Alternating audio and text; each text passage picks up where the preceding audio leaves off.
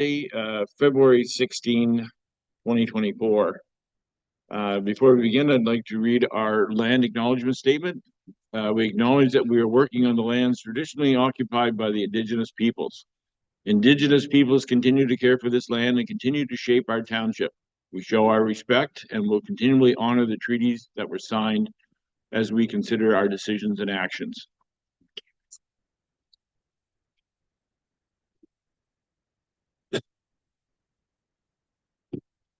This morning, there is a public meeting scheduled for 1 consent application and 11 minor variance applications. I will briefly summarize the procedure to be utilized for the meeting. First, the Secretary Treasurer will advise the committee as to when, how, and to whom notice of each of the hearings is circulated for the applications being considered. Next, each of the applications will be considered separately. Planning staff will advise as to the purpose and effect of the applications and provide any other information that is relevant. The Secretary Treasurer will summarize any correspondence on file. And from there, the applicant may make a brief presentation if they so choose. And the public will have an opportunity to speak to the applications being considered. After the public forum, the committee will then deliberate on the proposed applications and consider a motion to pass, defeat, or defer the decision for the applications. And I'd like to point out that this morning we have 6 members on the Committee of Adjustment, and just remind everybody that each member has only 1 vote. And in the case of a tie, which we could have this morning, was the fact that we have an even number, a tie is a defeat. So any application. Lisa's tie.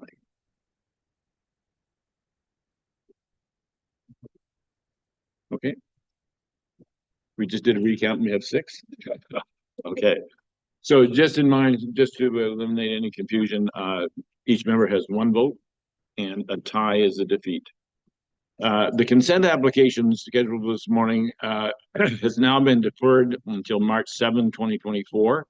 It is consent file number B24-01 for 7443 Lake Joseph Road, and no discussion will take place on this matter. The minor variance applications being considered this morning are A23-58 for 167 Woodland Trail, A23-59 for 277 Bass Bay Road, A23-60 for 242 Georgian Bay Shore, A23-61 for 25940 Georgian Bay Shore, A24-01 for 41 Steep Rock Road, A24-02 for 7330 Lake Joseph Road, A24-03 for 183 Ravine Way, A24-04 for 387 Berwick Road, A24-08 for 155 Moore Point Road, A24-09 for 180 Lavalley Way. So before we begin, are there any declarations of pecuniary interest? Okay, seeing none, I have a resolution here moved by Member Matthews, seconded by Member Hazelton. Be it resolved that the Township of Georgian Bay Committee of Adjustment approves the minutes for the December 15, 2023 meeting as circulated. All those in favor, please signify by raising your hand. The motion is carried. Okay. Then I'm not going to adopt it. Okay, Madam Secretary, can you give us information about the notice of applications? Notice of each of the applications was sent by first-class mail to the respective owners and assessed persons within 120 meters, 500 meters, or 800 meters, and to those persons and agencies likely to have an interest in the application. The notices were sent at least 20 days prior to this morning's meeting. Included in each notice was an explanation of the purpose and effect of the application and a key map showing the location of the property. Other relevant information may have also been provided. These circulations were provided in accordance with provisions of the Planning Act 1990. Thank you. Our first application this morning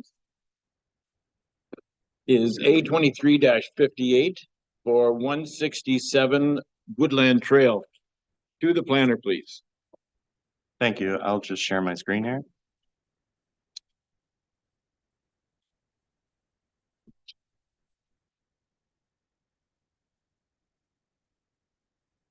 Through the chair, the address is 167 Woodland Trail. Here is the location map. The lot size is 2,994 square meters with a lot frontage of 52.12 meters. The purpose and effect. The purpose and effect of the application is to facilitate the expansion of a legal non-complying dwelling for the addition of a story as described below. An increase in gross floor area of 137% or 126.5 square meters, whereas section 4.11 EI allows for an increase in gross floor area of 25% or 23.1 square meters. And an increase in height of 3.7 meters to a maximum height of 6.8 meters, where section 4.11 EI allows for an increase in height of 1 meter to a maximum height of 6 meters. The maximum lot coverage for the subject lot is 10%. With the addition to the existing dwelling, the proposed detached garage, the bunkie, the boathouse in mind, the total lot coverage will be 8.6%. The increase in height recognizes the rock below the existing dwelling. In order to construct the full first story, the floor must be raised to avoid the need for rock blasting to take place. The increase in height of 3.7 meters accounts for both the addition of the story and the need for a leveling space below. Does the proposed development conform with the test of a minor variance under section 45(2) of the Planning Act? The variance application, being an extension of a legal non-complying use, will be tested under section 45(2) of the Planning Act. This test for an application for permission to expand under the section 45(2) are whether the application is desirable for the appropriate development of the property and whether the application will result in undue adverse impacts on the surrounding properties in the neighborhood. When applying these tests, only the proposed expansion may be evaluated for undue adverse impacts. In order to refuse the application, the undue adverse impacts of the proposed expansion must be demonstrated by objective evidence and must be sufficient to override the property owner's rights and reasonable flexibility, evolution, and expansion. So since the circulation of the notice, the applicant has since submitted a more detailed drawing of the elevation. This drawing is showing the elevation from the north side of the property or the waterfront of the property. There was some initial confusion between the applicant and staff. The applicant is actually proposing to raise the entirety of the existing deck, but will only be enclosing that small portion as indicated in the staff report to the side of the building. The enclosure will only be a 3-season area, screened and covered. Here's a site plan. Prepared a couple other site plans to make it more clear as to what the applicant is proposing. So this is the initial site plan. The hatched area will be the area of the first story expansion to be raised. And this hatched area will be the area that has the 3-season enclosure. Here's some site photos. So the photo on the left is taken of the existing dwelling from the south side of the lot. This picture was taken from the end of the existing driveway. The photo on the right is the photo of the existing dwelling from the west side of the lot. The photo on the left here is the existing dwelling, or the existing deck to be raised with dwelling. As I said, it's now understood that the entire deck will be raised. So this portion of the deck is the portion that will be enclosed with that 3-season room. So the committee is presented with options. Option 1 is the committee of the adjustment approves minor variance application A2358 to permit the expansion of a legal non-compliant dwelling as proposed. And in light of the new information, the committee of adjustment defers minor variance application A2358 until further supplementary drawings or plans are provided and recirculated. Thank you.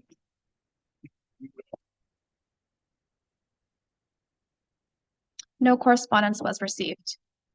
Okay. Correction, sorry. Sure. I read the wrong one, sorry. 5 letters seeking further information and clarity on the proposal were received. Apologies. Okay, thank you. Is the applicant present and would they like to add anything to what the planner has presented so far? No, but if you are willing to answer questions, if they arise, then I'll call on you to come forward. Just for the record, Mr. Ferrer, if you'd step up to the microphone, hit the little button on there and identify yourself, you can remain there until we see if there are any questions for you. So Can I sit? you can, and your name is? I'm Joseph Ferraro. And all right, then, is there any member of the public present that wishes to offer comment or question regarding this application? Okay, seeing none, I'll close the public portion of the application and bring the application before the committee for any questions. Oh, I'm sorry, there's somebody online with their hand up? Okay. We'll bring them online. Okay, if you can hear me online and you have a question for the planning department or the applicant, please go ahead. And we don't hear anything. So would you check and see if your microphone is on? Yes, there you go. Sorry about that. My name is Naomi Emmett. I live at 127 Woodland Trail. I think there are others from our neighborhood that are online with us, but the technology of, I'm almost misspeaking because I didn't understand the way that I needed to raise my hand. Having said that, thank you for allowing us to join this discussion. I am among, and I believe there was actually a sixth person that sent a letter. And in those letters, I'm assuming that you would have copies of them. A number of concerns were raised. The biggest issue is trying to understand the nature of this, of the two variance requests. We understand from the application that the desire is to have access to heating and plumbing, and with that, to acquire storage. This we certainly can understand that at the moment I understand that it's just a crawl space, and certainly having easy access to your heating and plumbing is important, particularly given the fact that this residence is used year round. The question is that, is it necessary to have what I would describe major minor variances in both the height and the gross floor area in order to just acquire additional storage, particularly given the fact that there's also a building permit for what I, again, assume is a two-story garage. The reason that there's concern is that given the proximity of the existing cottage to the water and the prominence of it, at the moment it's nestled on an outcrop of rock, raising it a full story and some, given the need for rising above the rock underneath, it's going to make a considerable difference, both in terms of the sight lines of neighbors and also the view from the canoe, as the township often refers to. So, and the other question that I have is, and we have just seen these drawings now. The only drawing that we had was what was in your initial package, which was an incomplete drawing of the front view and no drawings of the side views. But the question is, or I should say, in speaking with Andrew, it's my understanding that the access to this space is only from the exterior. So there would be, by my calculation, 1,170 square feet of first floor that would only be for storage and only accessible from the outside of the building. with no additional bedrooms and no additional bathrooms. It seems excessive. And if it wasn't that, if this could be created without there being such major minor variances to the height and to the, well, particularly the height and the changing elevation of the building, then it wouldn't, it wouldn't be an issue. But the way the building stands now and the changes that would be made, it would be a substantial difference. The other comment is just that in the original drawing, the only drawing that we saw, it indicated that this first floor would be concrete block. So, and it would not have decks out in front as it now does. And so the vision that we had was the existing cottage being put on a concrete block, on a big concrete base. And again, view from the water, view from the neighbors. It seems like it wouldn't enhance our present waterfront community. Thank you for allowing me to speak. Okay, and now if I could summarize your comments, there was a question in regard to the need for the height and the additional GFA. Was there anything other than that? Also, the access to the space, and particularly if the access from the space is only from the outside, then it would seem an inordinate amount of storage space. The storage space would be, in fact, as big as the existing plus the enclosed deck. It would also be, from my calculations, from the limited information we had, 1,170 square feet of storage space. Okay, I'll just initially go back to our planner and see if there are any additional comments that you would have in regard to the questions that were raised. I guess speaking to the access only from the outside for the first story, I'd spoken to the building department, and it's my understanding under both our zoning policies and under the Ontario Building Code, there is no restrictions against accessing one floor from the outside and having no access in terms of a staircase connecting the two floors inside. And then for the height, I recognize that we did give a little bit of a buffer. It's not imagined that the height will actually come up to the 6.8 that the applicant is requesting.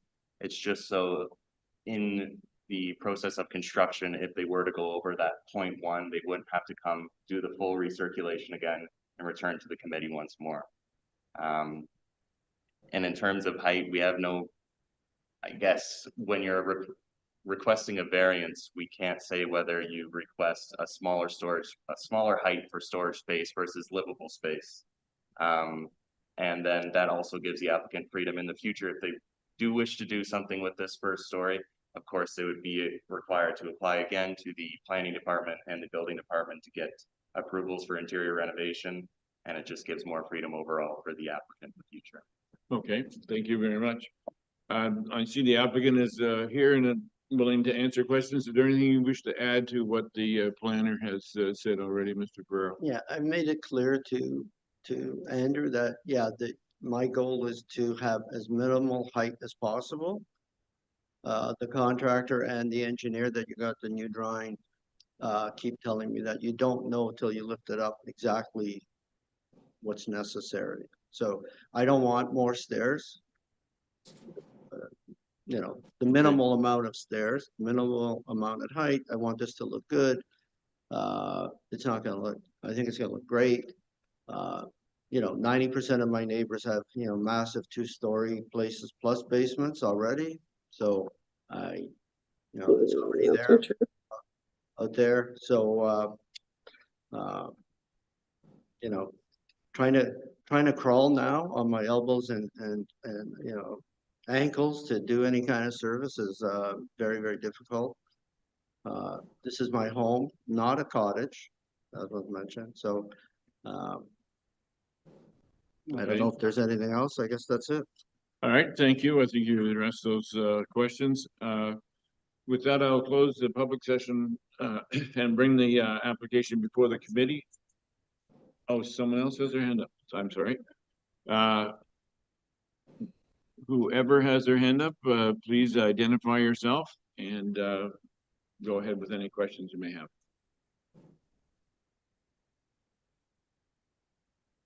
So we don't see any video or audio here. Hello. Byers. Hello. Yes, my name is Ted Byers. Can you hear me? All right. Yes, we can. Thank you. Thank you very much. And thank you for the opportunity to ask a question. I live we have a cottage at 185 Woodland Trail, so a neighbor a couple of doors down from the applicant. I did submit a question and received thank you response from the planner, from Mr. Donaldson. My questions, some of them related to the questions raised by Naomi Emmett, which were responded to around the height. I understand that mechanicals underneath in a crawl space are difficult to access. So the idea of raising the building to improve access to the mechanicals absolutely makes sense. My question was just really around the height, and that has been responded to already. So thank you for that. I did want to add that in the application package, which we did receive, there was not the detailed sketch that was put on the screen or showed this morning to the committee by planning. And it's my understanding from the staff presentation that those additional drawings were provided just recently. I wonder if the committee would consider circulating those drawings to the neighbors so that we had another opportunity to review the more detailed drawings. It was difficult based on the material that we received to understand impact because it was difficult to see what that might look like. So I asked that as a question to the committee, whether that would be allowed. Thank you. All right, thank you, Mr. Myers. Is there anyone else with their hand up before I bring this before the committee? Okay, seeing none, I will bring the application before the committee for any questions or comments. And do we have any questions or comments, committee members? Member Jarvis, your question, please. I know this is unusual. Quickly, I want to thank planning for getting back to me on my question with regards to what might be allowed should this be a new build, and it's more than adequate from that standpoint. My one question, just to add to that, Andrew, is the crawl space that's been included in the plans, is that included in the square footage or not necessary? No, as my understanding, the square footage would be any floor that's above 1.8 meters from ground to ceiling. So the crawl space wouldn't be included in the square footage in terms of the calculation of gross floor area. But the area that front area underneath that is, I think it showed as 10 feet in the drawing that we got today, 10 feet height and ceiling, there's a small area there for storage. Is that included in the GFA? And it doesn't matter anyway. I mean, even if you include it, it's still well below what's allowed. Are you referring to the basement floor on the new Yeah. drawing? Yeah. I don't believe, not in the notices or the report that was circulated, it wasn't included. Okay, so I know it's listed as storage, and that is it because it's listed as storage that it's not included as part of the GFA, or is there another reason it's not included?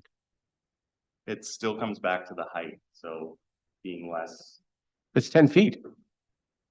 That's living space under normal circumstances. Oh, you're speaking about the first story. I thought you meant the crawl space underneath. It is all included. It is okay. Sorry, I thought you were misunderstanding. referring to the Okay. crawl space underneath the basement. Okay, and a couple of the letters that we received indicated that the view from the lake is rather difficult with what's been provided in the way of backup material in the application. And I have that concern as well. I appreciate the drawing that was provided. And I was there, and you can get down to the dock and have a look back up, but for having a view from the lake is rather difficult for many reasons. I mean, this year getting on the lake is problematic with the ice. It would be better to have had pictures from the water to get an idea of what this property looks like in the circumstances that we would be seeing it with, and well, of course, right now without the addition, but I would have been curious to see that. That's my one difficulty is the fact that we are lacking those photographs. Thank you. Are there any other questions or comments from committee members? Member Predko. Thank you, and through you, Chair. Just a quick question for the planner or for the owner. Very similar along the lines of the question from Councillor Jarvis. Do we know the relative heights of the neighbors in that stretch? Are they one-story cottages, two-story cottages? I know the elevation here is very flat, and making this going from one floor to two floors will be visually different, but I just wonder from a landscape perspective how that compares. And I know that's not an absolute planning deciding factor, but it would help me in understanding the impact of the height. I did have it written down at one point, but I believe it was 70 to 80% of the cottages along that stretch are currently two-story dwellings. I don't know exact heights on those dwellings. It's okay. And then if you'd like, I have pictures in my report kind of showing the current dwelling and then the vegetation on each side. Of course, it seems sparse because it was the middle of winter when we took the photos, but in the summer, I imagine that there's quite more of a vegetation buffer there. Yeah, and it was the sparseness of the photos that kind of led me to wonder how this would compare to the other properties. But 70 to 80% is a good number. Thank you. And Member Predko, I think the number was there are 9 cottages in close proximity to this one, and 6 of those are two-story. 9 out of 12 9 out of 12 are, yeah, same. Okay. So 70%. or two-story plus basement. Member Matthews. Thank you, Mr. Chair. I appreciate the neighbors' concern about maybe some more detailed drawings would help, and perhaps a deferral might help that. But I think from a planning perspective, it's really not going to change anything. So I guess sort of going forward, maybe if we could have a little bit more than just a sketch on a napkin might help us with making our decisions, right? I'm still a little confused on this crawl space and the full story basement that where is the crawl space? If you could, Andrew, indulge me on that. I could share my screen again.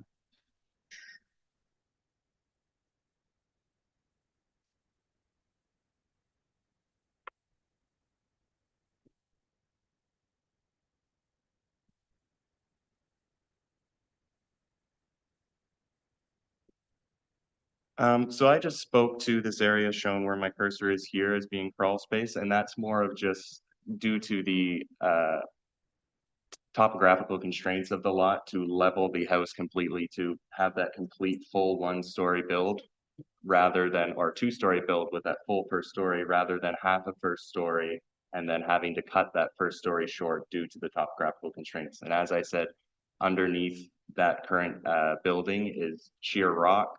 So it was mainly to avoid the need for blasting that it's raised and leveled. And then there's that small amount of crawl space just where it was leveled on the lower portion. Where's the crawl space? So in the lower left is I don't understand. That's not a crawl space. Just Okay. foundation? Yeah, that's gonna be all backfilled where to make it level, and that's the concrete floor is that one line going. Yeah, just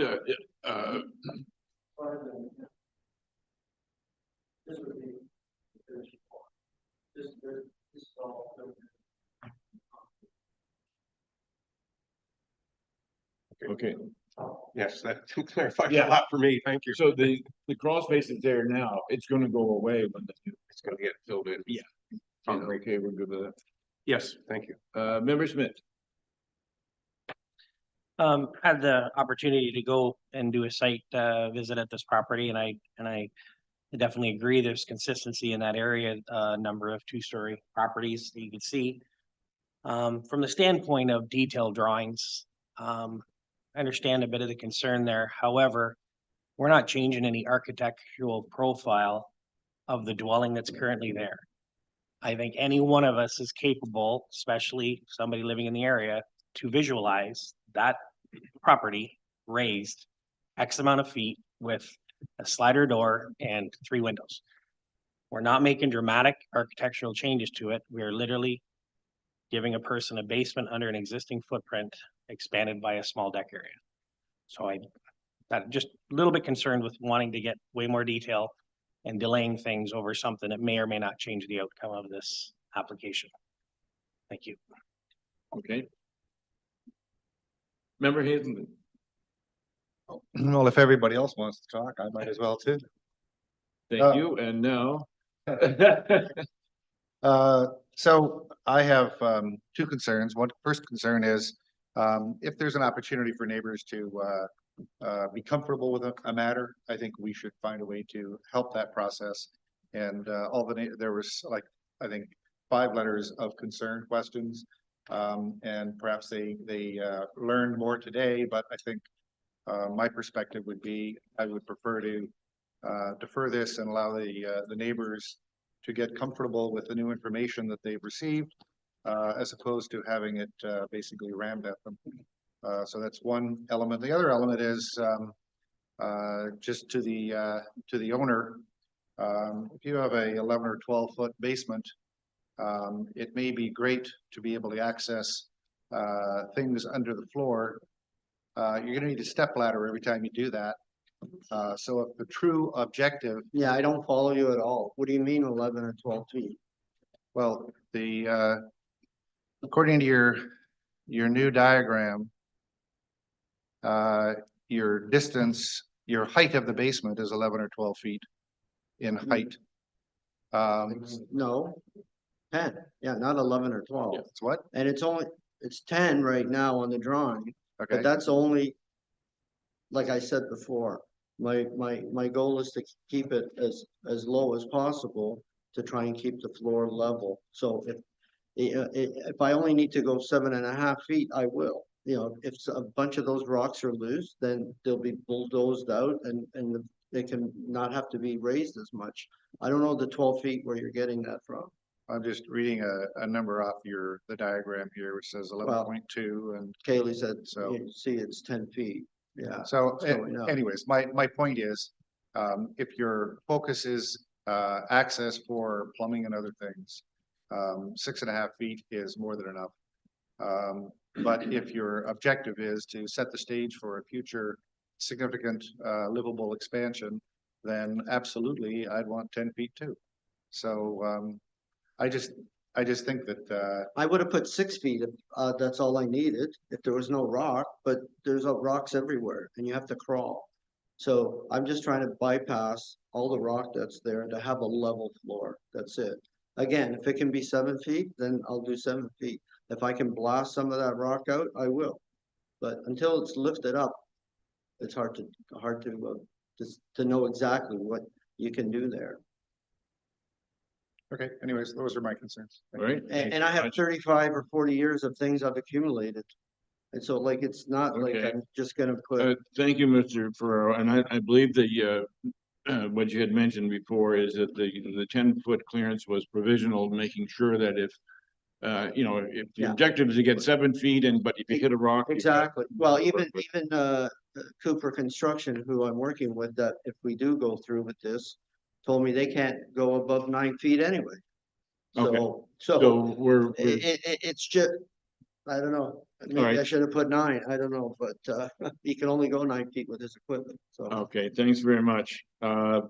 All right. If there are no further questions, I believe through our discussion we've addressed all of the issues that have been raised this morning in terms of having additional information about what the applicant is proposing. And if there are no questions, I will read the resolution. Be it resolved that the Township of Georgian Bay Committee of Adjustment approves minor variance application A23-58 to zoning bylaw 2014-75 as amended for 167 Woodland Trail to facilitate the raising of a legal non-complying dwelling for the addition of a story with a gross floor area of 126.5 square meters and a total height of 6.8 meters. The above noted approvals are subject to the following conditions. that the owner provide a property tax certificate or correspondence from Township Financial Services indicating that all property taxes have been paid up to date with respect to the property that is subject to this decision. That this decision applies only to the proposed building as indicated in Schedule A, attached to and forming part of this decision. Any other variances that may appear on the schedules that are not listed in the written decision are not authorized. And that this decision expires 3 years from the date of decision if building permits have not been issued for the development. And as I mentioned before, there are 6 people voting here. If in fact one of those 6 decides to vote not in favor of this application, I would ask that they indicate their reason for that that vote so that we have it on the record. So yes.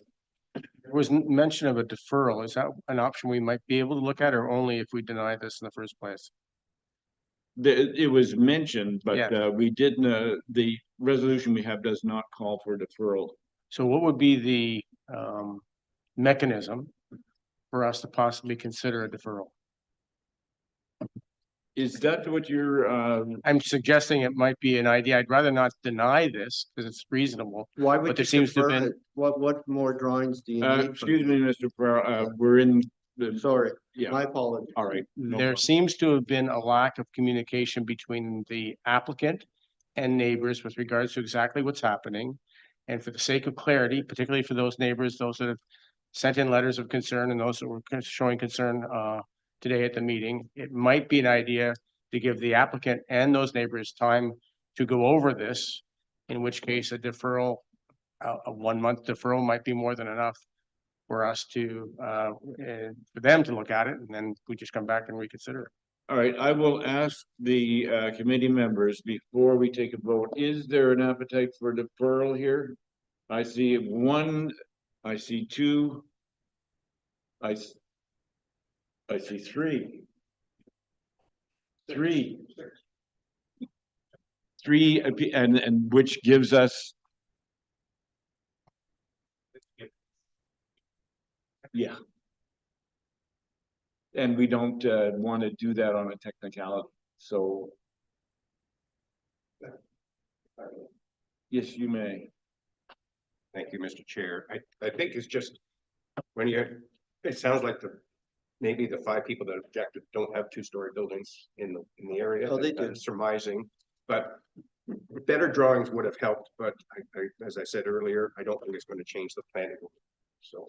Well, and I think there's the discussion has gone to a point. I don't know how, the lack of drawings in the beginning of this submission of the application, I think has caused some concerns from the neighbors. That unfortunately, we just got to meet the new drawings now. But the bottom line here is that, the building's going up 1 floor. It's on the same footprint, and it's going to be used for storage. So.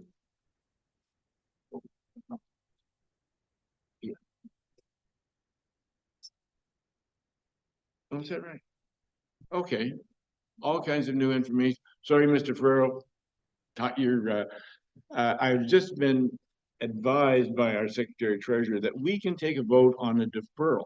And if the vote on deferral ends up in a tie, then we can have a vote on approval. You get that? If you vote for deferral and it's a tie, it's a defeat. So the deferral is defeated. The motion of deferral is defeated and we can go back for approval. Are we all good with that? Well, then, Just get on. all right. I will ask for deferral. All those in favor of deferral, please signify by raising your hand. I have 2. That is defeated. I now will call a vote for approval of this application. And all those in favor, please signify by raising your hand. 1, 2, 3, 4. The application is approved. Thank you for your help. Okay. You need anything else from me?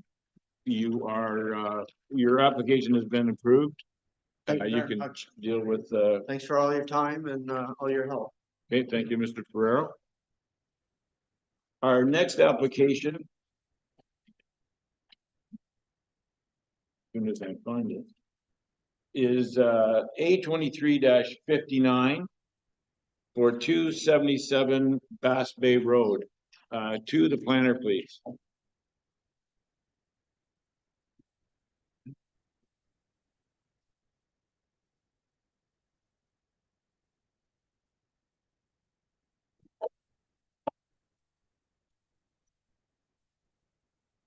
Through the chair. The purpose of this application is to seek relief from the zoning bylaw to facilitate the expansion of a legal non-complying dwelling. The subject property has an area of 3,565 square meters and a frontage of approximately 170 meters on Georgian Bay. Mature trees are located along the property's boundaries, and the peninsula portion of the property is characterized with granite rock and natural vegetation. The lands are developed with a detached dwelling and accessory buildings. A freestanding deck and 2 docks are also located along the shoreline. A site visit was conducted on January 18th. The lands are designated waterfront within the district and township official plans and are identified as having moderate to high archaeological potential. The property is located within eastern fox snake regulated habitat, and the shoreline contains type 2 fish habitat.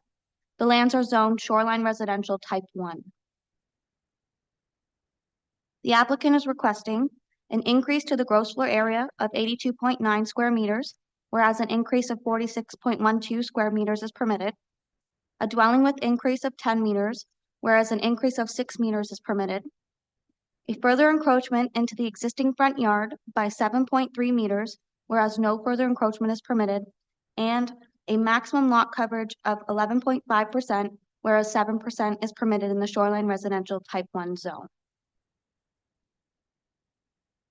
As the proposed development increases the size of the legal non-complying building, further reducing the non-complying front yard and increasing the non-complying lot coverage, the application is to be evaluated under 45(2) of the Planning Act. The tests for an application for permission to expand under 45(2) are 1, whether the application is desirable for appropriate development of the subject property, and 2, whether the application will result in undue adverse impacts on surrounding properties and neighborhood. When applying these tests, only the proposed expansion may be evaluated for undue adverse impacts. The proposed expansion is desirable for the appropriate development of the property, and the application will not result in undue adverse impacts on the surrounding properties in the waterfront area. As the minimum side and rear yard setbacks are being adhered to, the addition is 1 story and under the maximum permitted building height in the SR1 zone. Vegetation removal is limited to the building footprint and 1 to 2 trees. Mitigation measures and recommendations will be implemented to protect natural heritage features and eliminate flood hazards.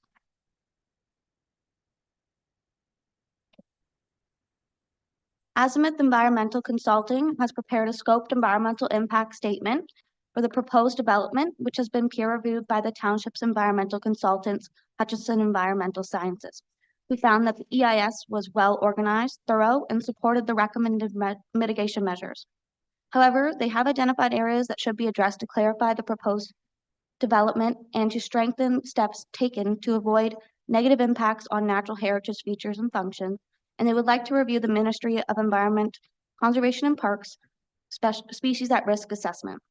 Based on these comments, Azimuth has revised their EIS, which has been forwarded to Hutchinson for a subsequent peer review. On February 14th, staff received a response from Hutchinson's concluding the EIS is satisfactory. Staff have included a condition requiring the owner to enter into a minor variance agreement to ensure that all mitigation measures and recommendations that come from both parties are implemented. The applicant has provided a shoreline hazard assessment prepared by Tatham Engineering, which concludes that the proposed development may be permissible based on provincial guidelines, provided it is designed and constructed to meet the floodproofing and protection work standards. Tatham Engineering recommended the raising and extending of the existing retaining wall to reduce wave uprush and overtopping, and that the foundations and crawl space be designed to accommodate the expected hydrostatic and hydrodynamic loads. Staff have included a condition requiring the owner to enter into a minor variance agreement to ensure these recommendations are implemented. Planning staff have completed a detailed analysis of the variances to the zoning bylaw being requested and are recommending approval of all subject to conditions. For the committee to deny the application, the undue adverse impacts of the proposed expansion must be demonstrated by objective evidence and must be sufficient to override the property owner's right to reasonable flexibility, evolution, and expansion. The committee can defer the application to a later date if additional information is required to come to a decision. Thank you. Thank you very much. And just before I check on correspondence, we have a housekeeping issue here in that we need to vote on the resolution in regard to the deferment of the consent application that we had at the beginning of the session. And so I'll read the resolution. It's moved by Member Jarvis, seconded. Can you get that? Yeah. Mr. Bill's office. Seconded by Member Predko. Sorry about that. That was somehow that was Member Matthews' fault. We're letting go. I don't understand. I next two of you. Yeah. So be it resolved that the Committee of Adjustment to Township Georgian Bay hereby defers hearing application number B24-01 to March 7th, 2024. All those in favor, please signify by raising your hand. Deferring the consent application. Yeah. It's unanimous. That phone confused you, didn't it? Okay, thank you. That application has been deferred. Madam Secretary, has there been any correspondence on the application for Bass Bay Road?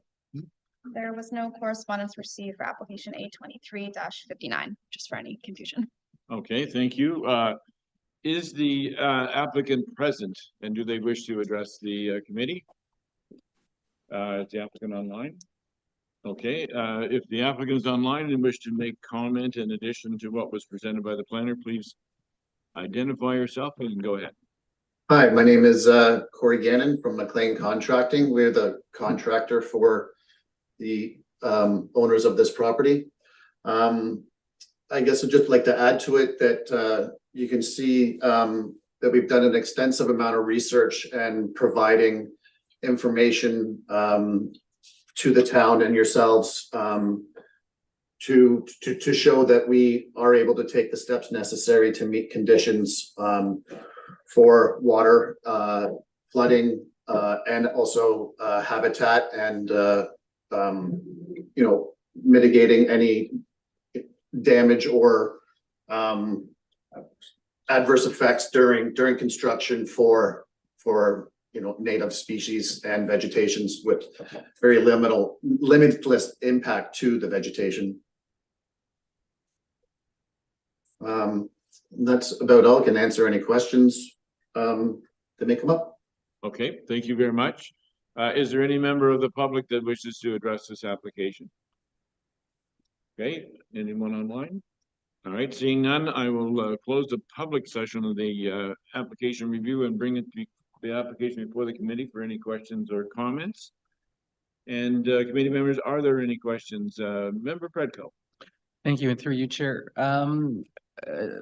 Shania, I'm just wondering, I don't think we've had the details of the engineering study with the remediations, just the quick highlights that you provided. My main concern is the proximity to the high water mark on this application, and they're already very close with a retaining wall that doesn't look particularly secure, and they're now encroaching further onto the high water mark.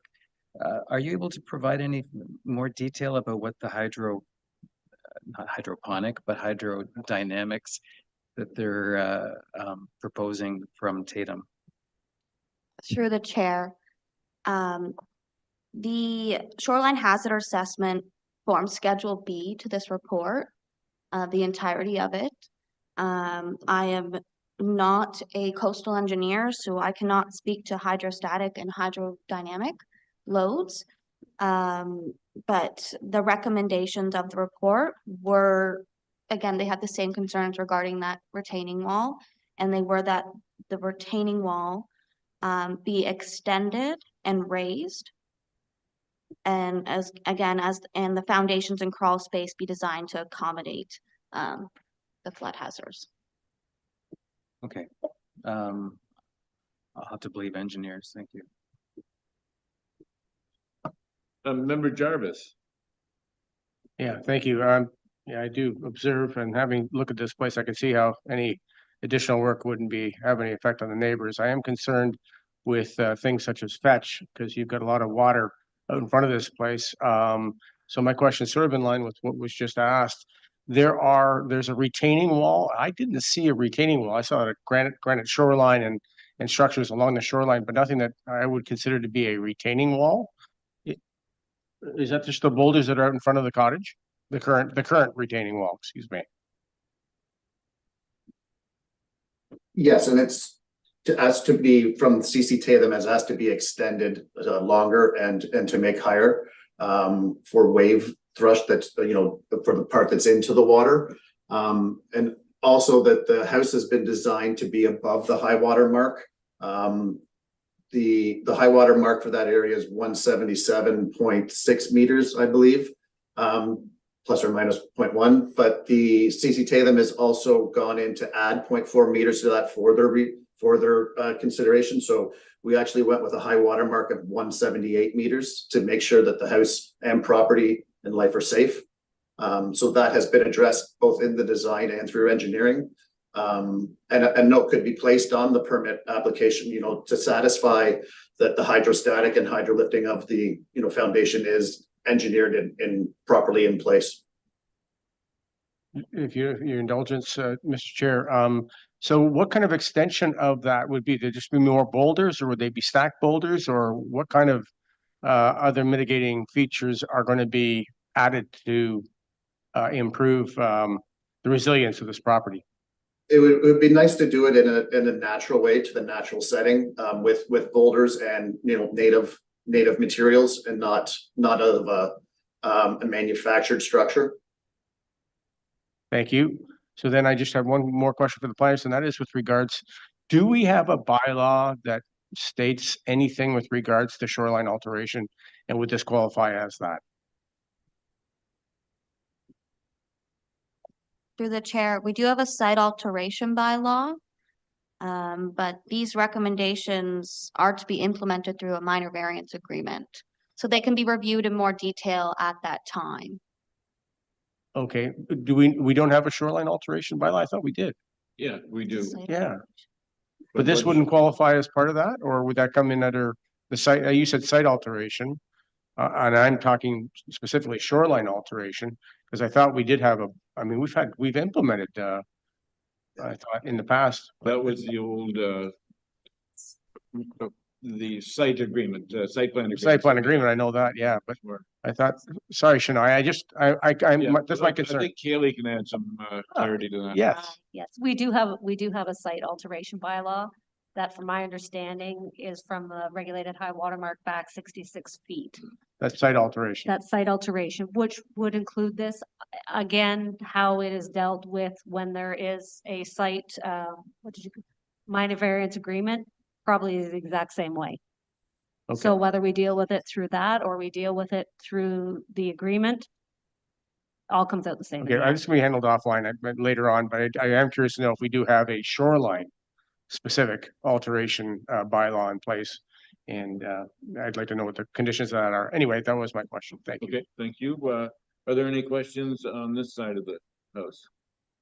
None from Member Matthews? None from Member Hazelton? None from... Okay, very good. Seeing that, I will read the resolution. Moved by Member Rivet, seconded by Member Jarvis. All right, sorry. It was not moved by Member Rivet at all. It was moved by Member Predko. And seconded by Member Jarvis. Be it resolved, the Township of Georgian Bay Committee of Adjustment hereby approves the following variances requested under minor variance application A23-59.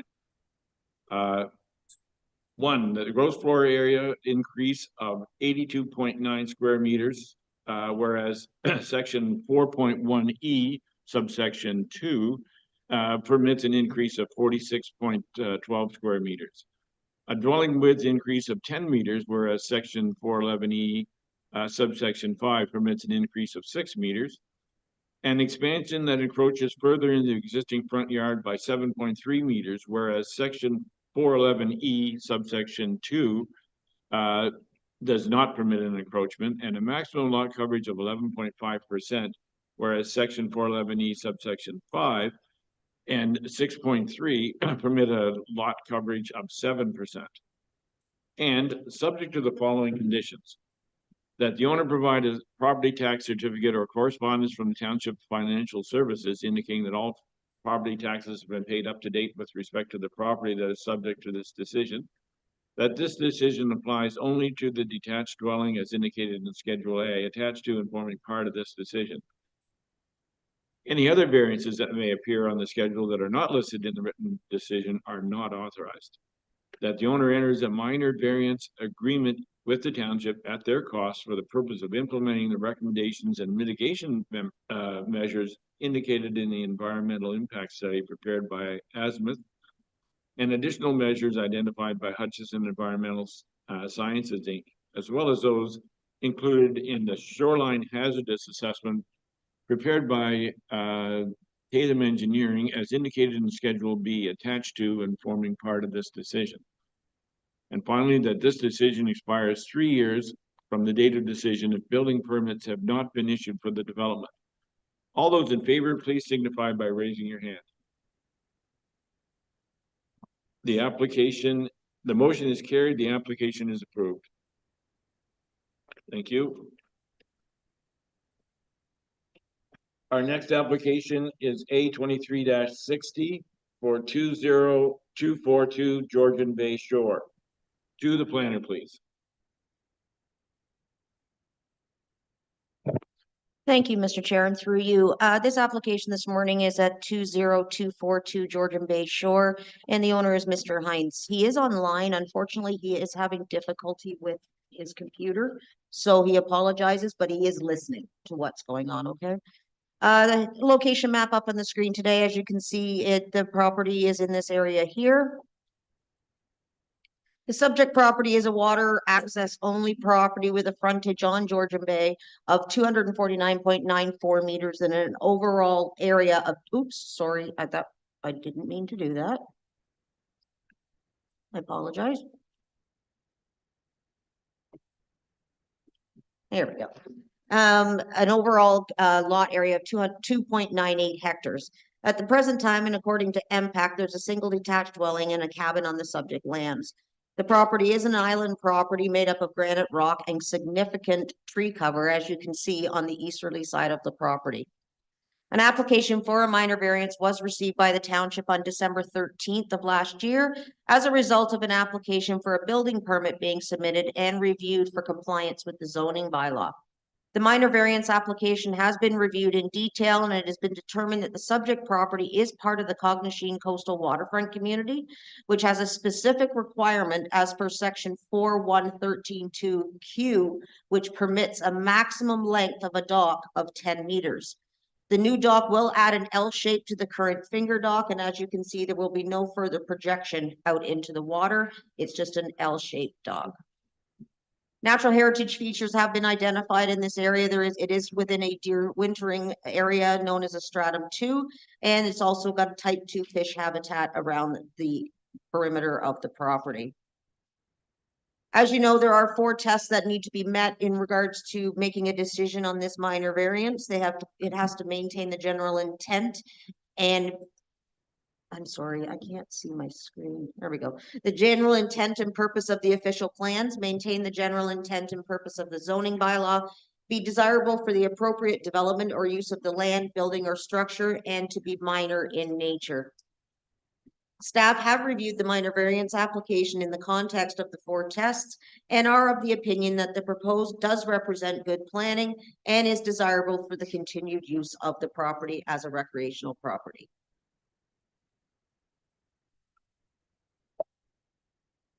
Thank you. Was that it, Ms. McGill? Okay. Madam Secretary, is there any correspondence in this application? No correspondence was received. Okay, is the applicant present or online? And I guess it's online. And did you wish to add anything to the planner's comments? Like I told you a few minutes ago, he's unfortunately having computer issues and he can't communicate with us in I'll take regards, that- so, I'll but, take that as a no. but he is listening in. Okay, thank you very much. Any member of the public wish to comment on this application? All right, no one online. Then I'll bring the application before the committee for any questions or comments. And do we have any questions or comments? Member Matthews. Thank you, Mr. Chair. I had to jump in ahead of Mr. Jarvis, which is hard to do. I'm familiar with this area, and the L-shaped dock makes absolutely perfect sense with the winds that they get howling down there. My only question is to Ms. McCabe. I thought it was a 20-meter length restriction on docks, not 10. Through you, Mr. Chair, it is for the majority of the township. However, Cognoscine's in that specific section, which is a that few, section, 'cause it's that's the just for most Cognoscine is 10 meters. Because it doesn't matter what we do, Yeah. but yes, okay, thank you. Okay, any other questions or comments? All right, seeing none, I will read the resolution. Moved by member Predko, seconded by member Schmidt. Be it resolved that the Township of Georgian Bay Committee of Adjustment approves minor variance application A23-60 to zoning bylaw 2014-75 as amended for 20242 Georgian Bay Shore to facilitate the construction of a dock with an increase in the maximum length permitted. The above noted approval is subject to the following conditions. 1, that the owner provide a property tax certificate or correspondence from Township Financial Services indicating that all property taxes have been paid up to date with respect to the property that is subject to this decision. 2, that this decision applies only to the proposed dock as indicated on Schedule A, attached to and forming part of this decision. Any other variances that appear on the schedules are not listed in the written decision are not authorized. And that finally, that this decision expires 3 years from the date of the decision if building permits have not been issued for this development. All those in favor, please signify by raising your hand. The motion is carried and the application is approved. Our next application is A23-61 for 25940 Georgian Bay Shore. To the planner, please.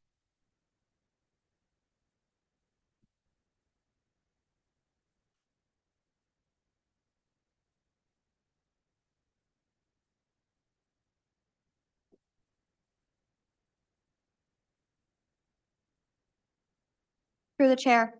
The purpose of this application is to seek relief from the zoning bylaw to facilitate the construction of a new detached dwelling with a deck having an increased gross floor area, width, and height.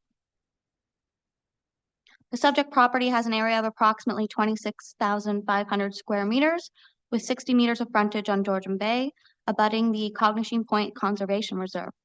Most of the lands are heavily forested and contain a small wetland. The front of the property is relatively flat and characterized by granite rock with shallow pockets of grass. A few mature pine trees frame the front of the property. A detached dwelling with a deck was constructed on the property in 1964, and a boathouse was constructed in 1973. The lands are designated waterfront in the district and township official plans and are located within the Cognoscine coastal waterfront community. The shoreline contains type 2 fish habitat, and a wetland that is not provincially significant is located towards the middle of the property. The lands are zoned Cognoscine Residential, SR7, and are partially zoned Environmental Protection Wetland, EPW. The applicant is requesting a gross floor area of 330 square meters, whereas the zoning bylaw permits an expansion up to 95 square meters, and the Cognoscine Residential Zone permits a maximum gross floor area of 140 square meters. A dwelling width of 18.94 meters, whereas 15 meters is permitted, and a maximum building height of 6.34 meters, whereas a maximum height of 6 meters is permitted. The existing dwelling has a legal non-compliant front yard setback. In accordance with Section 45(2) of the Planning Act, the owner may reconstruct and expand the dwelling, provided a variance is obtained. This would allow for a dwelling that complies with today's provisions regarding gross floor area, dwelling width, etc., to be constructed at the same legal non-complying front yard setback. However, any request to exceed the current zone provisions requires a variance under section 45(1) of the Act. Same for new development. A shoreline hazard assessment was prepared by Tatham Engineering in support of the application, subject to recommendations. Drawings provided indicate that openings are located at or above the appropriate minimum opening elevation identified by Tatham. Staff have included a condition of approval to ensure the recommendations of the assessment are implemented. The proposed dwelling is a one-story bungalow that will be set back further from Georgian Bay and is therefore not anticipated to have a significant visual impact on the waterfront. The presence of natural vegetation along the side lot lines, combined with increased setbacks, will make for a limited potential of visual impact on neighboring properties. The dwelling will also be located nearly 40 meters from the EP zone in which the wetland is located and is separated from the heritage feature by rock barren and a mature tree line. As stated previously, the dwelling has a total gross floor area of 330.2 square meters. To put this into perspective, 80.34 square meters is dedicated to the basement, which is only accessible from the outside and is to be used for storage purposes. Another 40 square meters is dedicated to a Muskoka room. The intent of the official plan policies and zoning bylaw provisions are to limit the gross floor area and width of dwellings based on lot size to help ensure that the size of buildings are generally proportionate to the size of the lot on which they are located, to maintain an appropriate balance between the natural and built form and to protect the character of the community. The official plan states that in considering any planning application, particular regard will be given to ensuring that the character of the waterfront community is maintained. The sensitive natural heritage will not be adversely impacted, and the visual impact of development will not be significant. In evaluating the visual impact, regard will be had for the impact on both neighboring properties and the Bay community in general. To reiterate, the proposed one-story dwelling located at an increased setback from the water is not anticipated to have a significant visual impact on the Bay community. The presence of natural vegetation along the side lot lines, combined with increased setbacks compared to the minimum required, will make for limited potential of visual impact on neighboring properties.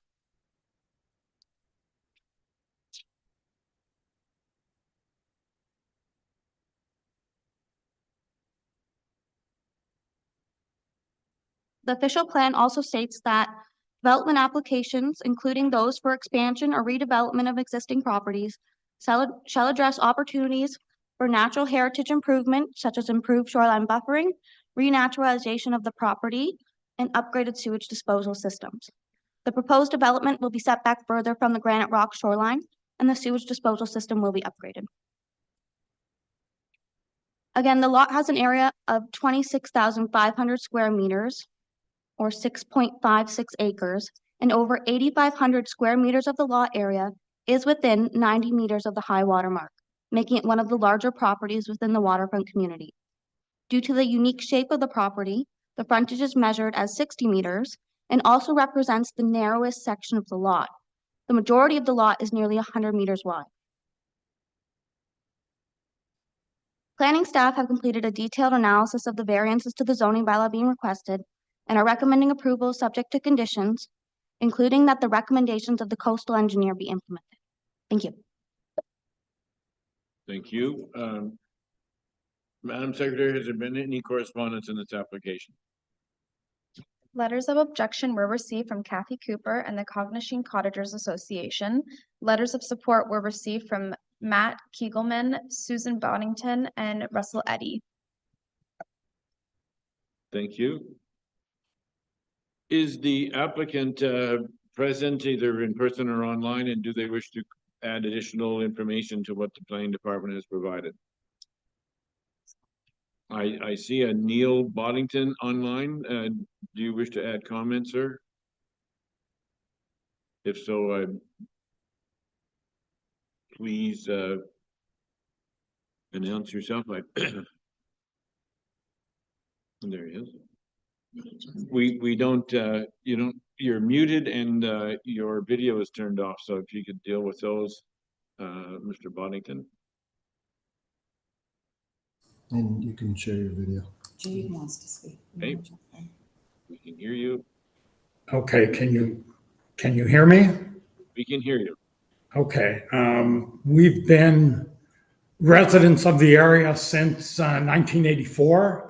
Our family has grown considerably with grandchildren, et cetera, and the cottage itself was 2x4 construction with trees from the area were used as the main support for the cottage, and they have since been have rot in them. So the cottage, we decided to take down and put up a new cottage, and we are very aware of how the look of the cottage would affect the area and the neighbors. And we've tried through Justin Sherry, our architect, to make the cottage or present the cottage that it blends in with the land.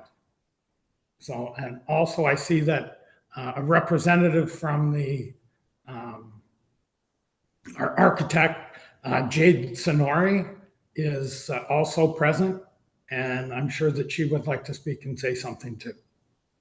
Okay, thank you very much. I see a hand up from Justin. Please go ahead. Good morning, Mr. Chair and members of committee. My name is Jade Soriani. I'm here on behalf of Justin Sherry Design Studio. Sorry, I had some technical difficulties in raising my hand here. I just wanted to reiterate what Shania presented. The object of this application is a 1-story, 3-bedroom, very traditional cottage that will be replacing an existing legal non-compliance cottage. As she mentioned, the property is deemed one of the largest of the area, but the lot has a very unconventional shape. So 2 of the variances being requested are based on the frontage of the lot, which in this case is 64.29 meters, while the SR7 zone defines properties in this area should have a minimum of 180-meter frontage. So this is almost 3 times less the frontage of a typical property of this zone. So that's for the GFA and the dwelling width. We understand there's a correlation of both of these parameters with the setbacks and the lot coverage. So just for clarification, the closest setback is still more than 8 meters to the closest neighboring property, and the permitted lot coverage of 5% within the first 90 meters of the property are not being exceeded.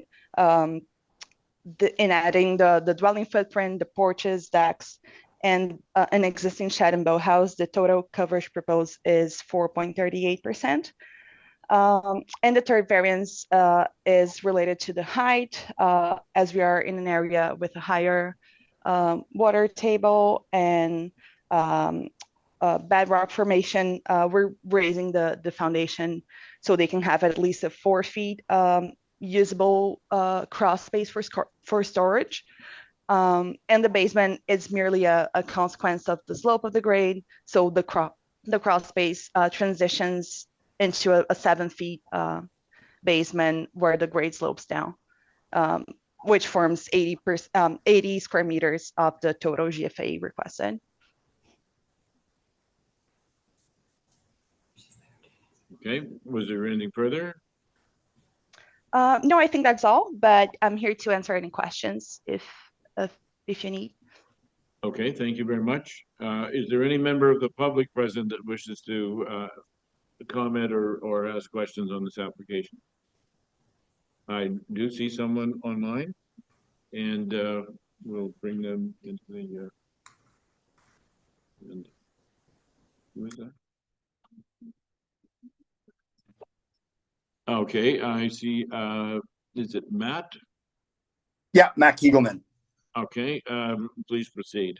Thanks for the opportunity to speak. My cottage is located directly behind the Boddingtons. We're 25164 Georgian Bay Shore. I mean, I'll echo exactly what Neil had said in the previously just about the family needing more space. They've been loyal to the area for a very long time. They've donated their land to the snowmobile trail that runs through their property.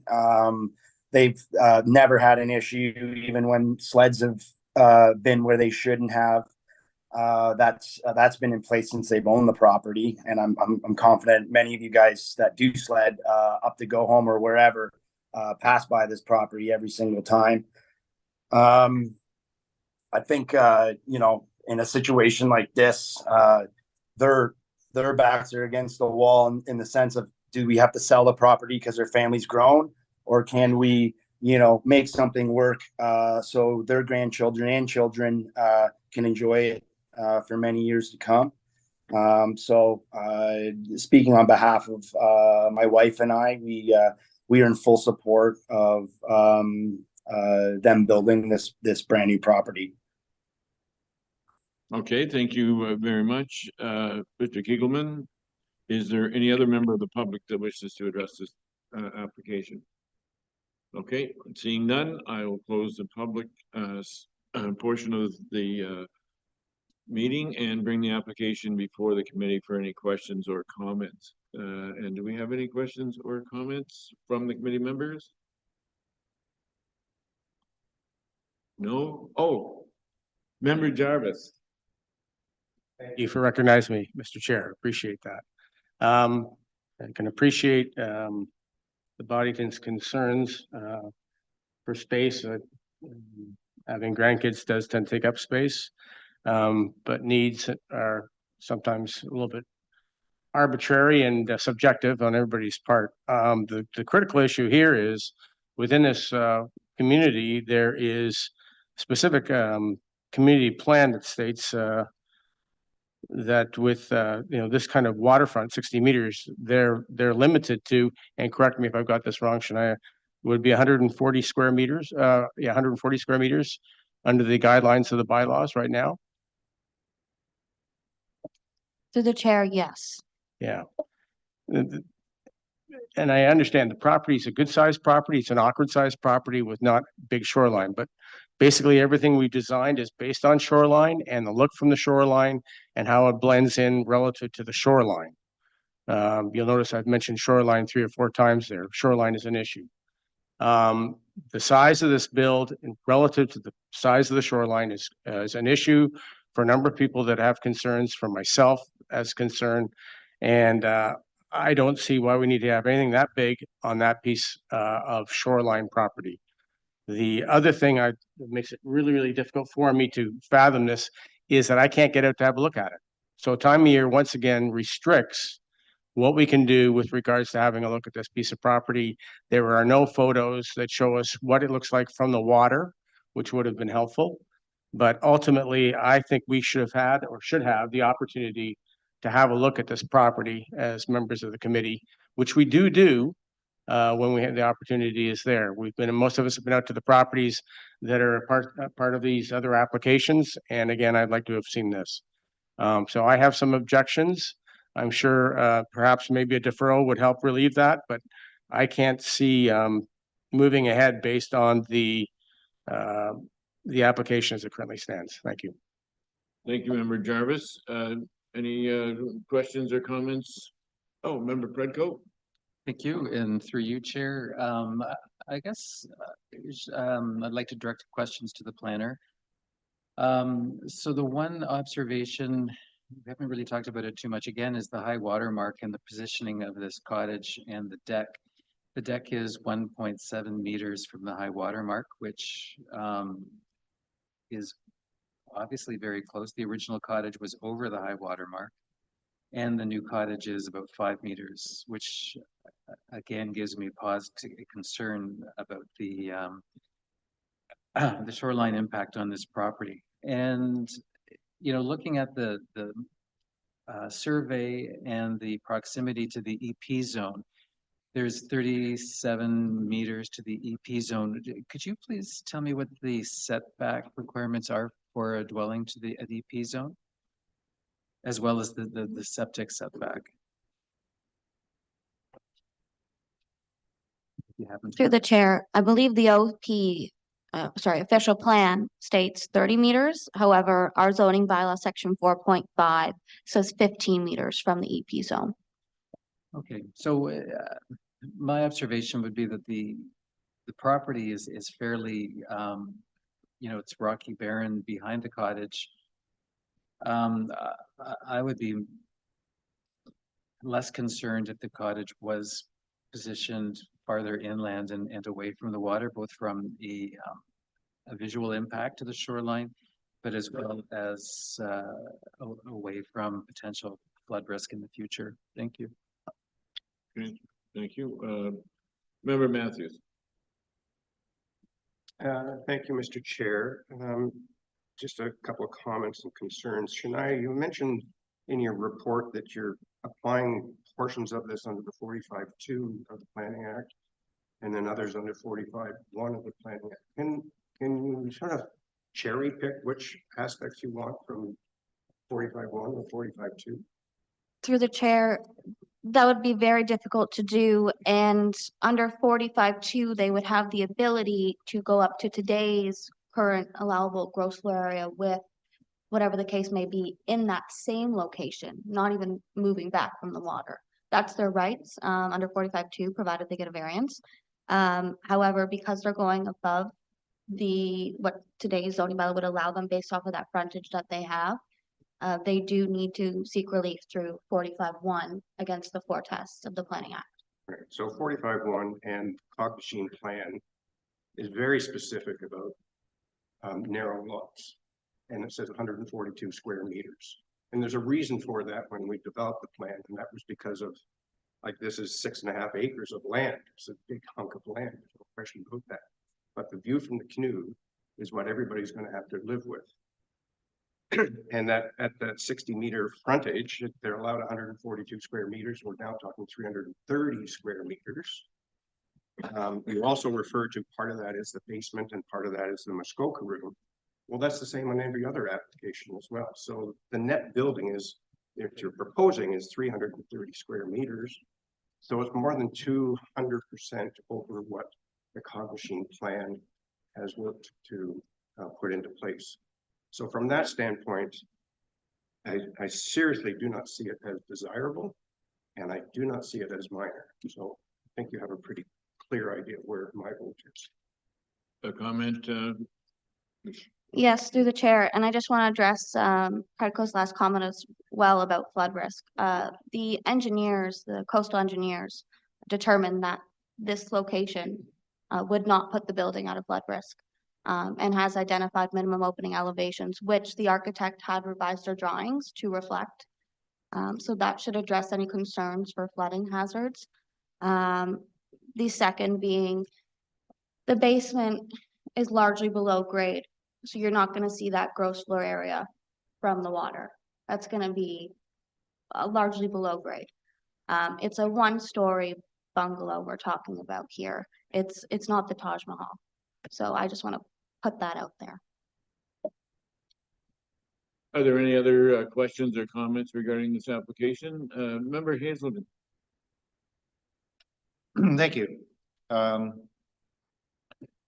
I would like to ask our planning department, that would be you, Shania. I just have to get myself to the drawing once again. Okay. Nope, wrong drawing. Okay, I'll start off my question and then we'll get back to the drawing. Actually, could you put the drawing up on the survey sketch showing the location of the building up on the screen there?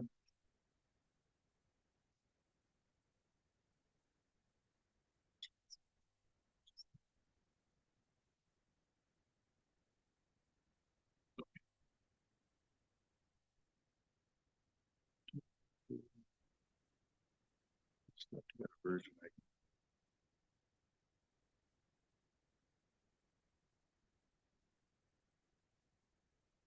Okay. Yep. Perhaps you could discuss your question there. There's 2 of them here. Okay, so in the first of all, I'm very concerned with the feedback we got from the Cognizant Cottagers Association, who tend to champion their neighborhood plan and try to protect it. And I think that we need to be respectful of that. So I have concerns that there have been other letters of concern that have come forward that haven't been presented to the Committee of Adjustment here. But when I look at the sketch that you've got up there, and we look at the numbers, there's a better version of this thing somewhere that I have that I can actually read. There we go. Okay. So if you look at there are lines drawn in and around this thing that I'm in the wrong one. Go and look at sorry, I'm babbling a lot. So if you look at the lines and the elevations, we have 177 point something going right through the middle of the basement. And what I wanted to understand from the planning department is in the zoning bylaw, section 4.14, it talks about minimum opening elevation and shoreline setback. And on Georgian Bay, it says that minimum opening elevation or to a building or an addition has to be 178.3. And then it talks about some other things where there's fetch. And my understanding, although again to Councillor Jarvis's point, I've not been able to go to this property, but my understanding is that Cognizant Lake has similar behavior patterns to some of the other inner bays up the shoreline. We'll pick North Bay, South Bay, and others. And when you have a strong west wind, you have elevations way beyond the high water mark of the bay. And so I can tell you personally that when there's a strong west wind, and there was 177.4 normal high water in 2020, the water levels were way higher than that 177.4, probably higher than 178, and maybe even higher than that. And so I'm wondering, 4.14 of the zoning bylaw doesn't sound like it's been applied to this application. I'm wondering why. Through the chair, the proposal complies with 4.1.4 of the zoning bylaw, and Schedule B attached to this report is a coastal engineer's expertise on the matter about flood risk, minimum opening elevation, and they deem this proposal to be satisfactory and the proposed opening elevations to be in compliance with their recommendations. Okay, thank you. I see a hand up online from the consultant. Did you have a question or comment about something that's been raised by the committee?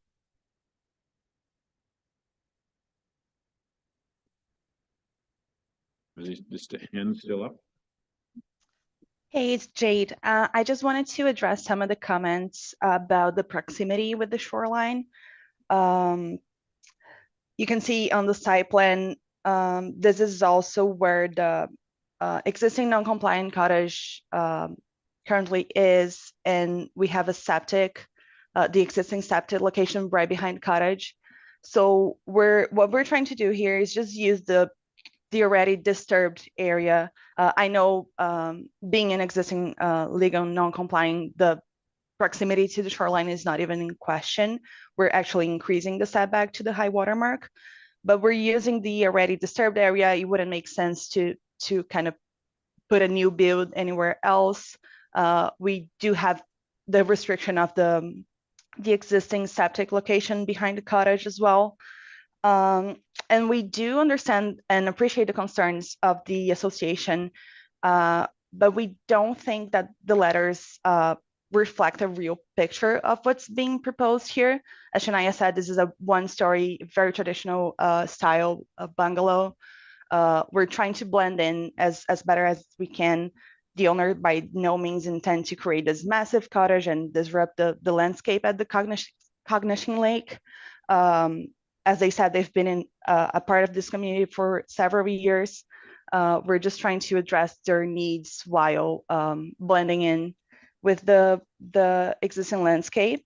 And again, it's just unfortunate that the narrowest point is the frontage of the lot, which is 64.29 meters.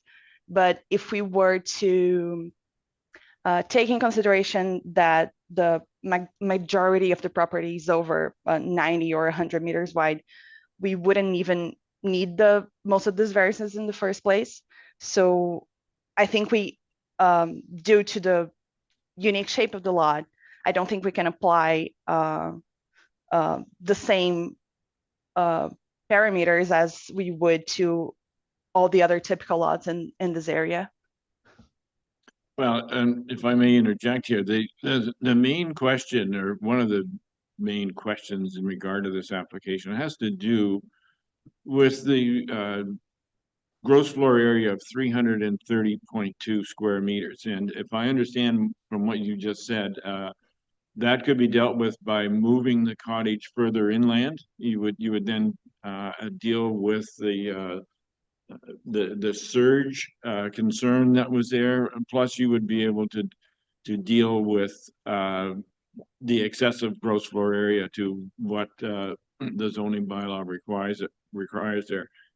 If there was, if the applicant is considering moving the cottage further back and possibly reducing the GFA, then there's been a suggestion by the committee to defer the application until you've had time to consider that. Is that in fact a consideration by the applicant, or do they wish to move forward with the application? I'm sorry, this was not my suggestion. I meant that it doesn't really make sense to place this cottage in an area that is not disturbed on site. So we're following the already disturbed area by the existing cottage. And we do have the septic location restriction at the back of the cottage. So the GFA, regardless of where we put a new cottage on the lot, the GFA restrictions don't change because they are based on a 60-meter lot frontage. Which again, it's very unconventional in this case.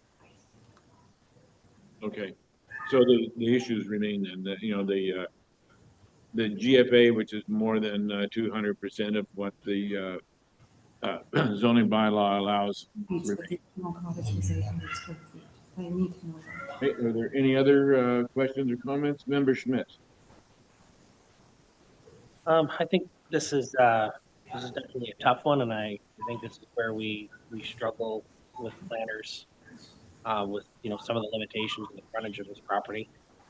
I'm at a distinct disadvantage because I admit I have not seen this property. I've not been able to see and really grasp the potential impact of the property. I struggle with the 330 GFA number. When I do break it down, it's a 2,200 square foot space for cottage. The width is minor. The height is minor.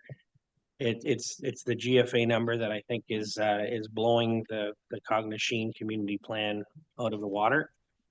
And again, I have nothing but respect for the Cognition group. I look forward to familiarizing myself more with that area. As soon as the water breaks and I can do a tour of the area. The only concern I have is if that 140 is maybe just a little bit too limiting for what somebody could do if there's approval of the facades and the impact and the view from the canoe, because the size of the cottage from view from the canoe doesn't seem overly over the top. But I really have to defer to the members that are very familiar with that, and I will vote in the direction that they choose to out of respect for their knowledge of the area. But those are my concerns of the application. Thank you, Member Schmidt. There was a notion put forward by the committee that this application be deferred until such time as we're able to have a closer look at what it would be, what the impact is.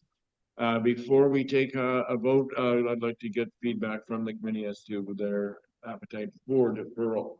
So, just a question, sorry. Did you want to defer? Is that what you had, why you had your hand? Through the chair, I just ask that should this be the motion that's brought forward, we provide clear direction to the applicant on why it's being deferred, such as. Without a doubt, I agree with that Okay, completely. thank you. Yeah, Thank you. without a doubt. Okay. Yeah. Thank you. I think just to put it in perspective, 60-meter frontage, it's now, or 100 or 200 feet. New lots now have to be 450 feet wide in cognition. So this is a very narrow lot. We knew they existed, and we wanted to protect the view from the canoe. This is also in, as Mr. Hazelton alluded to, in a cognition lake. And if you get a west wind going in there, anything like Thanksgiving weekend, and I don't know if any of you were up on Thanksgiving weekend, but my 23-foot boat was bouncing around like a cork. So there's no place to go except into Cognition Lake and come up, because there is no other outlet. So that I have great concerns about from a flooding, but also I just, as I said earlier, I do not see it as desirable, and I certainly don't see it as minor when it's 2.5 times what's been allowed. And that plan was put into place a long time ago. It was approved by council, it was approved by district, and it was input from over 400 members in the community. So I just wanted to bring that to your attention. That's your point's well taken. And Member Hazelton, did you have something to add to that? I wanted to ask another question. May I? Ask another question, of course. So to our planner, you mentioned that somebody had done a study and you were happy with it. What was the study again? On the shoreline? Schedule B to the report. It's the shoreline hazard assessment done by a coastal engineer. Okay, and has that been peer reviewed? It has not been peer reviewed. We do not have a consultant for coastal engineer reviews, but they are coastal engineers. They are certified.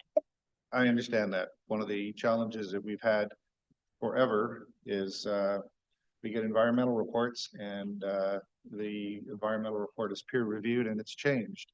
We have species of risk reports, and they're peer reviewed and they need to be changed. We have fish habitat impact assessments and they need to be changed. I suspect that this was not, and confirm please, this was not paid for by the township? This review? Through the chair, the shoreline hazard assessment review was paid for by the applicants. Right. So I would suggest that any study that is attempting to demonstrate or prove that it complies or it's okay should have some peer review that takes the township position. And quite frankly, when I look at 4.14 and I see the elevations that it suggests, and I look at the survey and I see that it's way below, it causes me concern. So I think that we need to do things. So when it comes to what reasons would be, well, I think from my perspective, I think we do need to respect the community, and if the community is concerned about it, that those things should be addressed. And I think when we have a third-party report that was paid for by the applicant, that we haven't, as a township, paid for an opinion that aligns with our environmental focus, that it's incumbent on us to have that peer review before we approve things. Thank you. Okay, your point's well taken. And just I'd like to stay on topic. We were talking about a deferral and the appetite of the committee for a deferral. If we are going to defer, then we can move on, and if not, then we'll take a vote. I would ask those that are interested. You had a question, Member Schmidt? I'm reading the flavor of the committee here, and I'm thinking, no. I don't know. My only concern with the deferral on this one is are we pushing this down the road and we're still not going to approve? I think we have to, be respectful of, and I know a deferral gives somebody time for us to review things, but we're not given direction to change things. So if we're not given direction to change, then really we're deferring making a decision that doesn't seem like there's support. If I'm reading. Okay, and that's what I'm getting to, Member Schmidt. It's, you know, if everybody is the one that is interested in a deferral, that's what we'll do. If not, we'll vote. But I need to make that question separate of calling the vote first. So these two gentlemen, are you in favor of a deferral, or we move forward? Okay, and get the same thing over here. All right, then I will read the resolution. It is moved by Member Jarvis and seconded by Member Hazelton. Be it resolved that the Township of Georgian Bay Committee of Adjustment hereby approves the following variances requested under minor variance application A23-61. No, We're not deferring. But Deb, I went to see if there was an appetite for that. There's not. So we're back to voting on approve or defeat. So moving along, the following variants are requested under application A23-61, a gross floor area of 330.2 square meters, whereas 4.1 E subsection 4 permits a maximum 92 square meters, and section 4.12 E subsection 5 and 6.4.1 D permit a maximum gross floor area of 140 square meters, a maximum dwelling width of 18.94 meters, whereas section 4.11 E subsection 5 and 6.4.2 B permit a maximum width of 15 meters and a maximum height of 6.34 meters, whereas section 4.11 E subsection I permits a maximum of 6 meters. And subject to the following conditions. One, that the owner provide a property tax certificate or correspondence with Township Financial Services indicating that all property taxes have been paid up to date with respect to the property that is subject to this decision. And two, that this decision applies only to the detached dwelling as indicated in Schedule A attached to and forming part of this decision, and any other variances that may appear in the schedule that are not listed in the written decision are not authorized. And three, that in accordance with the shoreline hazard assessment prepared by Tatum Engineering, dated September 15, 2023, the foundations and crawl space be designed by an engineer experienced in flood-proofing measures to withstand the expected hydrostatic and hydrodynamic pressures and a minimum finished floor elevation and minimum opening elevation of 178.6 meters. And finally, that this decision expires 3 years from the date of decision if building permits have not been issued for the development. All those in favor of approval, please indicate by raising your hand. Okay, the application is defeated. And the thank you very much. Our next application is A24-01 for 41 Steep Rock Road. I'm sorry? Bio break. Yes. At the request of Member Jarvis, we will have a bio break until 11:50. Yeah. Thank you. Thank you. Thank you.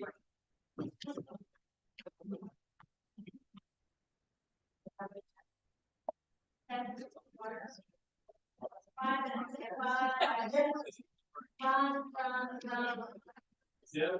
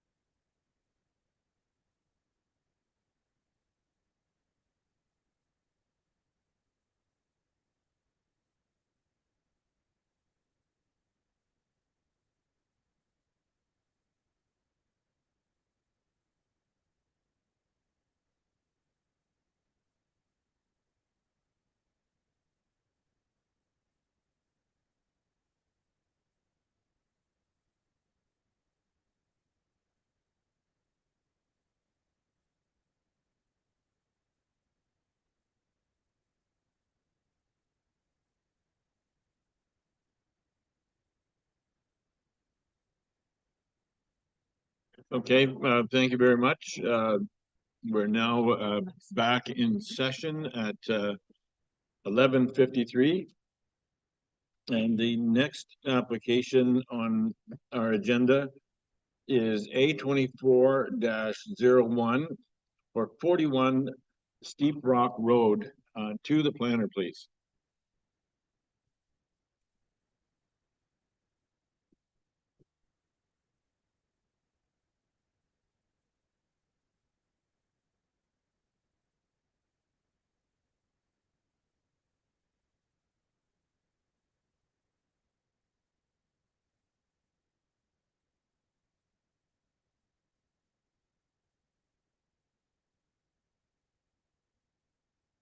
Through the chair, the purpose of this application is to facilitate the construction of a new detached dwelling with a deck, as well as permit the existing shoreline structures to have a reduced setback from the side lot line. The subject property has an area of 4,560 square meters with 62 meters of frontage on 6 Mile Lake. The property contains a detached dwelling that was constructed in 1956, a sleeping cabin that was constructed in 1975, and a shed and privy which are to be removed. The shoreline is developed with 2 docks that run parallel to the shoreline, a ramp, and a dock that project into the lake. As noted on the site plan, one of the docks are to be removed. Property is heavily forested and has a relatively steep slope towards the lake.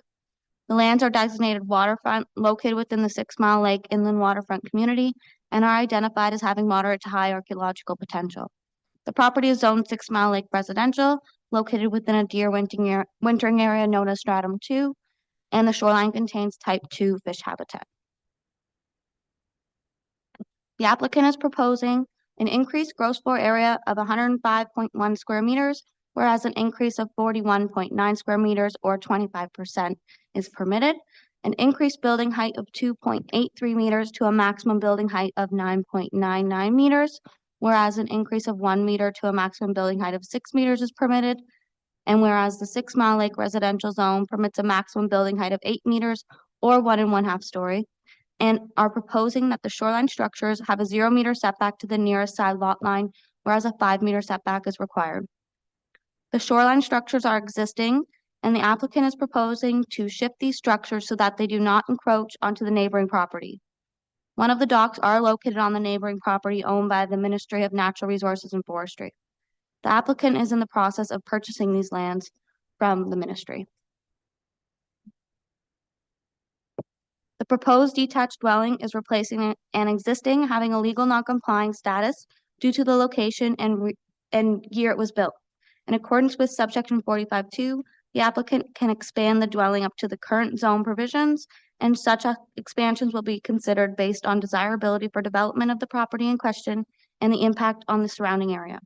However, the proposed development exceeds the maximum height and gross floor area permitted in the SR6 zone, and therefore the expansion is evaluated against the 4 tests under the Planning Act. Should the applicant choose to revise their development proposal so that it is in compliance with the SR6 zone provisions, staff will perform an analysis of the 2 tests under 45(2) of the Planning Act for the committee to consider. The proposed dwelling is smaller in width by approximately 3.5 meters, has a gross floor area of less than 275 square meters, and a height of 2.5 stories, as identified as being generally permitted on 6 Mile Lake within the township's official plan. The dwelling will be set back 10.7 meters from 6 Mile Lake, which represents an increased setback of 4.2 meters, and rather than encroaching onto the neighboring property, the new dwelling will have a minimum setback of 1.07 meters from the nearest side lot line. The applicant's intent is to preserve as many trees as possible, which is why they are proposing a similar footprint to the existing and choosing to expand upward to accommodate their desired floor area as opposed to outward. The applicant has advised that 4 trees will need to be removed. However, if the proposed dwelling were to be widened or relocated, many more trees would need to be removed. The increased height allows for minimal disturbance and the preservation of mature trees. Trees in the front yard are being retained, and only those within the proposed building footprint and abutting the existing dwelling will need to be removed.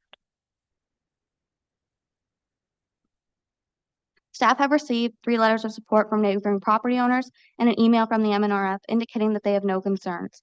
Staff are recommending approval and have provided the committee with 2 options for conditions.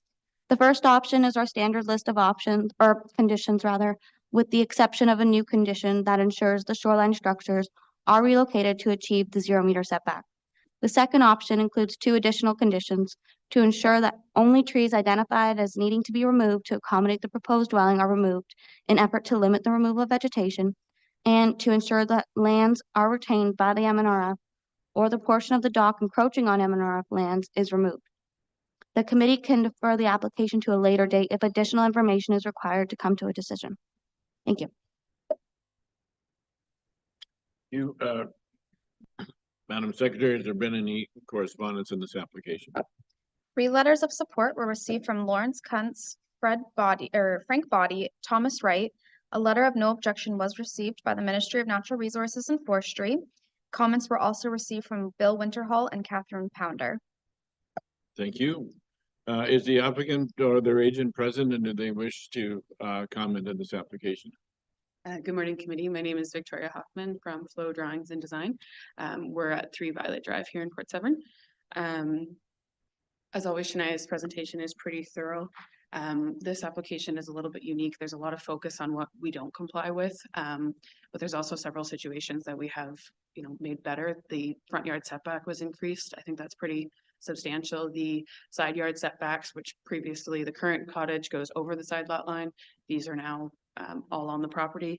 The cottage footprint has been decreased. So from a aerial property perspective, in my opinion, that's, you're bettering a scenario. The building height, the existing cottage is 7.6 meters high. So the increase, where like the original was already over the 6 meters. And so we found that a challenge. With the roof line, with the way that we've sloped it, that was kind of in an attempt to kind of, although it is that extra story, it is kind of bringing the roof down almost in like a loft design. One thing with and then, working off the original footprint, but legalizing it back onto this property was obviously really important. The current cottage doesn't meet the needs of the property owners anymore, and renovating the existing cottage, it would have been too costly and not really worth it, and also addressing the non-compliance, the fact that it goes over the property line. The existing dock, we're just trying to essentially bring it into conformance with a 0-meter setback, not conformance, but bring it onto the property with a 0-meter setback. In terms of the building height, I'm assuming, I don't remember, sorry, Shania, but I think our whole drawing package would have been in your report, just because some of the side elevations, I think, really speak to the building height. Because yes, the property is very sloped. I hope you guys got there to check it out. It's pretty vegetated too. These people are very conscious of that, and they want to kind of maintain that integrity. And like I said, from the back, the building height isn't an issue. It's more so from the front. The property owners are also online. I think they're on 3 different Zoom attendees, Sydney, but I think they have something they'd also like to add, but I'm here to answer any questions as always. Okay, thank you very much, Victoria. We have the applicant online, and is there any additional comments that you'd like to provide?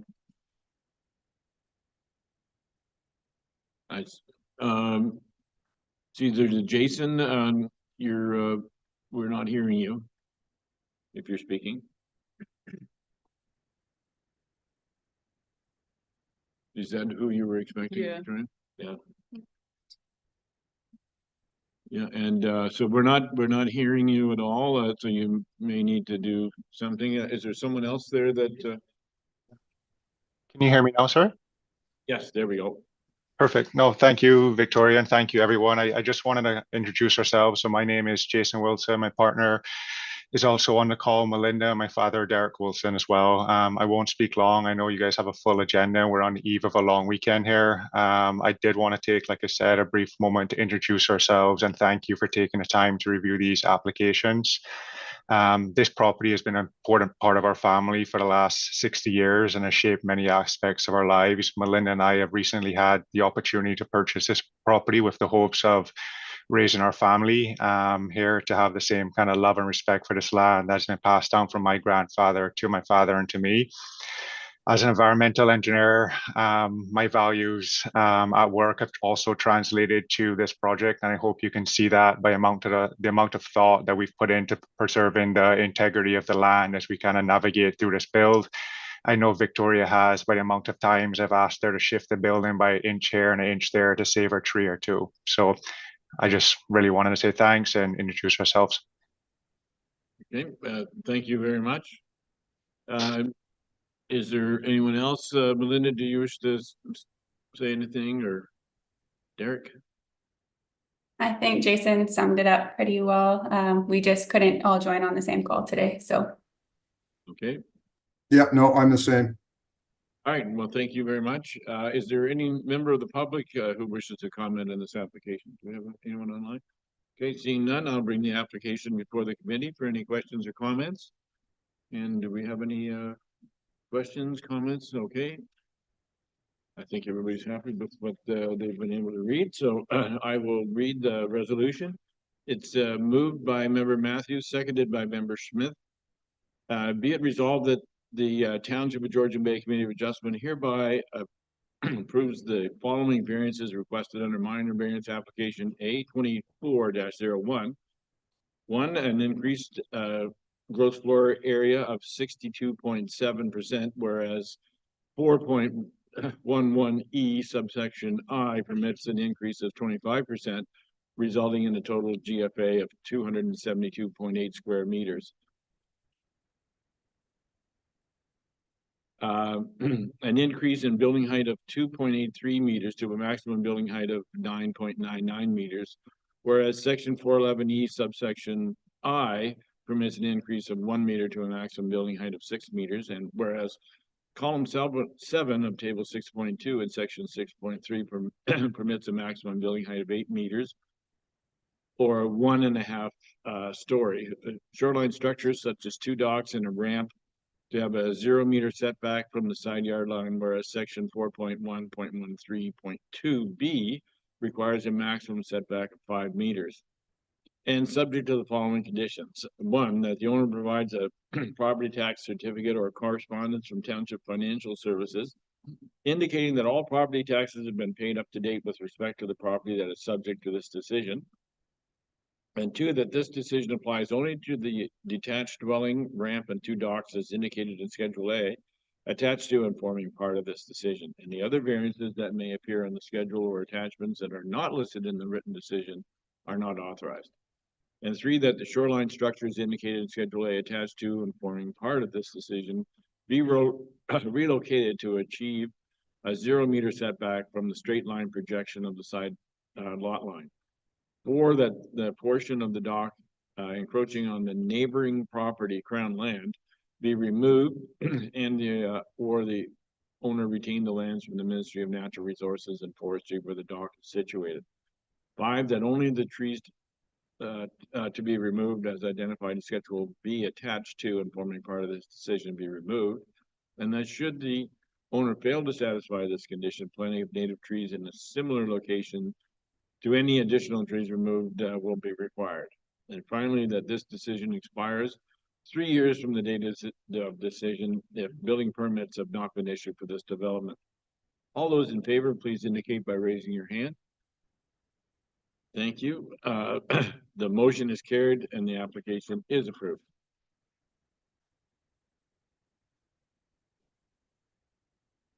Thanks, Victoria. Our next application is A24-02 for 7330 Lake Joseph Road. To the planner, please. Thank you, Mr. Chair, and through you, as stated, the next application is A2402 for 7330 Lake Joseph Road. As you can see on the location map where the property is located, Silver Sands Lake Road does run on the easterly side of this large parcel. This property has been before council in 2022 to rezone a 4.8 hectare portion of the property to rural exception 8 in a holding pattern. An agreement was entered into with the township in relation to an active aggregate operation that's within 350 meters of the subject lands. In 2022, again, later in the year, in December, an a bylaw was adopted to remove the holding on that portion of the lands. A building permit was issued in April 2022 for a single detached dwelling. An inspection was undertaken for backfill in February 2023, and it was noted that the owners had constructed footings and poured the foundation with no inspections being undertaken. An application for a minor variance was received on January 4th of this year to recognize the reduced front yard setback, and it was determined that the construction had also resulted in a reduced interior side yard setback to the lot known as 7310 Lake Joseph Road as constructed. The subject property is a large property, as you can see here, and it's comprised of 37.23 hectares with frontage on Lake Joseph Road. At the present time, there are 3 different zone categories on the property, being rural exception 8, which is up in this top northeasterly corner of the lot, open space type 1 exception 14, and environmental protection wetlands exception 2. The northeast corner, which is comprised of 4.8 hectares, is the location of the proposed dwelling. As you can see on the site plans, original site plan, which is on the left-hand side of the screen, did show that the actual dwelling was to be a minimum of 150 meters back from Lake Joseph Road. And then it was also supposed to be a greater distance to not only the lot on the westerly side, but also the actual westerly lot line as compared to what it is today. As it was built in the incorrect location, they are before you this morning asking for a reduction in the front yard setback to approximately 71 meters. And now we have to do an interior side yard setback to this lot due to the location of the dwelling now.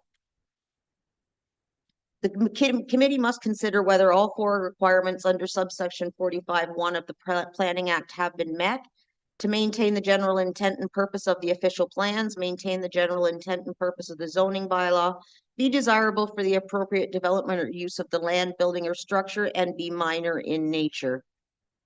Staff have reviewed the minor variance application in the context of the 4 tests and are of the opinion that the proposed represents good planning and is desirable for the continued use of the property, subject to the requirements of the agreement, which is registered on title for this property. Okay, ma'am.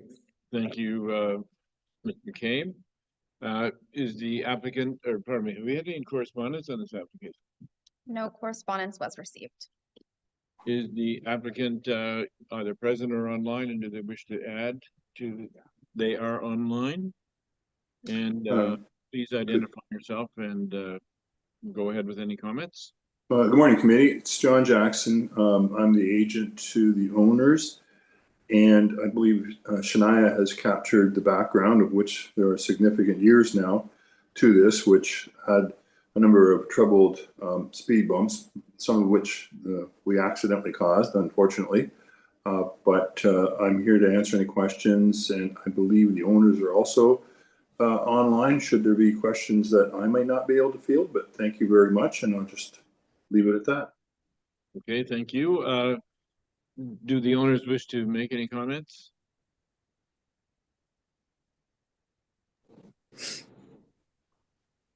Hello? Yep, we can see you and hear you.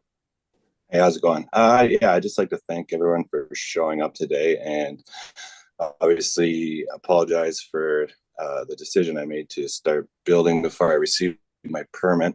Obviously, it's been a long road to get to where we were. Lots of money spent on studies, planning, lots of time for your planning department, and I never wanted to jeopardize all the work that we've done. I made a mistake on the setback. Obviously, I thought that 150 meter setback was the back of the 4.8 hectares that we subdivided or rezoned. And it was just a bad decision on my part. Obviously, I paid the fine, paid the building permit fee, and I'm just looking forward to moving forward again. Thanks. Okay, thank you very much. Is there any member of the public who wishes to address this application? All right, seeing none, I will bring the application before the committee. Oh, sorry, there is a public line. And please identify yourselves and give us any questions or comments you may have. Hello, my name is Kimberly Allen, and I live at 53 Silver Sands Lake Road. And my husband and I, Jason, totally approve this application. And we think Andrew and his partner have been definitely paid their fines and been through enough. And we would really like to see this go forward for this application, please. All right, thank you very much for that. I will now bring the application before the committee for any questions or comments. And let's begin with Member Jarvis. Oh, refreshing. Deb, can I ask your indulgence? You showed us the comparison of the two properties, and I think it was the second last slide you showed us. Could you bring it up again? I'm just grappling to figure out where the actual build is occurring relative to the drawing of where it was supposed to be, if you catch my drift. So if you were to take your pointer to the diagram on the left, oh, that was the right one, I think. Okay, so diagram on the left, where is the new build actually taking place relative to the diagram on the left? Okay, so the diagram on the left is originally for 150 meters. Right. Road. Yeah. Okay. So they're actually up higher. They're actually probably right around here. Okay, so that's what causes them to be closer to their side yard setbacks, right? Correct, because originally Yeah. it would have been here. Yeah. Right. But it's marginal. It's a here, yeah. Yeah. And in fact, this puts them further from their EPW and open space as well, right? That is correct, and it was confirmed through the we had sorry. Hold on. We did have an additional study done for to ensure that the aggregate operation is still going to be far enough away, and everything's fine. So yeah, thank you very much. Thank you. Any other questions or comments? Member Matthews. You guys look alike. I know we look alike, Caroline and all. So, it's just an observation, Ms. McCabe. That's a long way to setbacks. Is this typical of like rural or? through you, Mr. Chair, it was due to the location of the aggregate operation, which is 350 meters to the north, and it is just because of dust and noise and that kind of thing. So we could have had a 330 meter setback in Cog Machine. We'd be happy, Rick. Yeah, you'd be on board. Any other questions or comments before I call the vote? Okay, I will read the resolution that's moved by Member Predko, seconded by Member Schmidt. Be it resolved that the Township of Georgian Bay Community of Adjustment approves minor variance application A24-02 to zoning bylaw 2014-75 as amended by bylaw 2022-15 and bylaw 2022-99 for 7330 Lake Joseph Road to facilitate the construction of a single detached dwelling with a reduced front yard setback based on the following. Minimum front yard setback to a district class A road of 71 meters. Section 15-4 RU8 minimum front yard setback of 71 meters, and section 15-4 for RU8 minimum interior side yard setback to the western property boundary of 62.6 meters. The above noted approval is subject to the following conditions. One, that the owner provide a property tax certificate or correspondence from Township Financial Services indicating that all property taxes have been paid up to date with respect to this property that is subject to this decision.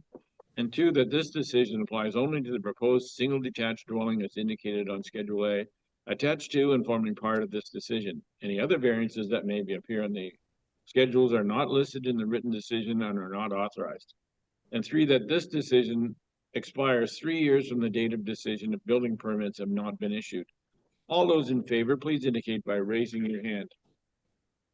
Thank you. The motion is carried and the application is approved. Thank you. Thank you. Our next application is 24-03 for 183 Ravine Way. To the planner, please. Thank you, Mr. Chair. 183 Ravine Way, the owners are William and Mary Grosso. The location map is noted here for you. The property is on like a peninsula, and they do have quite a bit of water frontage.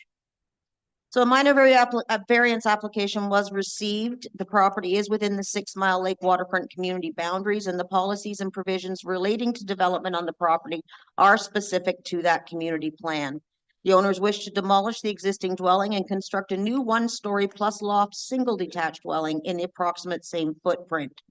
The existing dwelling currently is approximately 130.2 square meters, and the new dwelling is to be 148 square meters with the reconstruction of the existing decking. The variance requests include a reduction in the minimum front yard setback, maximum height of a dwelling, and maximum lot coverage. I also just want to point out that this is the correct location of the property in this aerial photograph. The one in the report was incorrect. Okay. The subject property is comprised of 2,220 square meters with a lot frontage on 6 Mile Lake of approximately 50.59 meters. The property is heavily treed with granite rock outcrops, and at the present time, according to MPAC, there is a single detached dwelling, an accessory structure being a sleeping cabin, and a shed on the property. The existing dwelling has a footprint, as I stated previously, of 130.2 square meters, and the proposed dwelling will have a total footprint of 148 square meters, being 17.8 square meters larger than the existing structure. There will be very little change in the aesthetics of the property, and the new dwelling will be in the same location as the existing, allowing the majority of the existing tree cover to remain, providing screening of the structure from the water. This is a concept of what the design is going to be upon completion of the project. And as you can see, the elevations and, the side views of the property, as well as an east and west elevation. Under subsection 45(1) of the Planning Act, the tests for the application are meeting the general intent and purpose of the official plan, meeting the general intent and purpose of the zoning bylaw, being minor, and being desirable for the appropriate use and development of the subject lands. One part of the development only is proposed by the application must pass all 4 tests, and that is the proposed increase in the maximum lot coverage from 8% to 8.37%. Staff are satisfied the increase in lot coverage meets the 4 tests as per section 45(1) of the Planning Act. The rest of the requirements that are being requested fall under section 45(2) of the Planning Act. These 2 comments are whether the application is desirable for appropriate development of the subject property and whether the application will result in undue adverse impacts on the surrounding properties and neighborhoods. Section 411AI and section 411E3 are being dealt with here. The minimum front yard setback existing is 15.7 meters and the proposed is 13.75 meters. The maximum height of the new dwelling permitted is 5.8 meters and the proposed is 6.02 meters. Staff have reviewed the minor variance application in the context of the 4 tests and are of the opinion that the proposed does represent good planning and is desirable for the continued use of the property subject to the recommended conditions.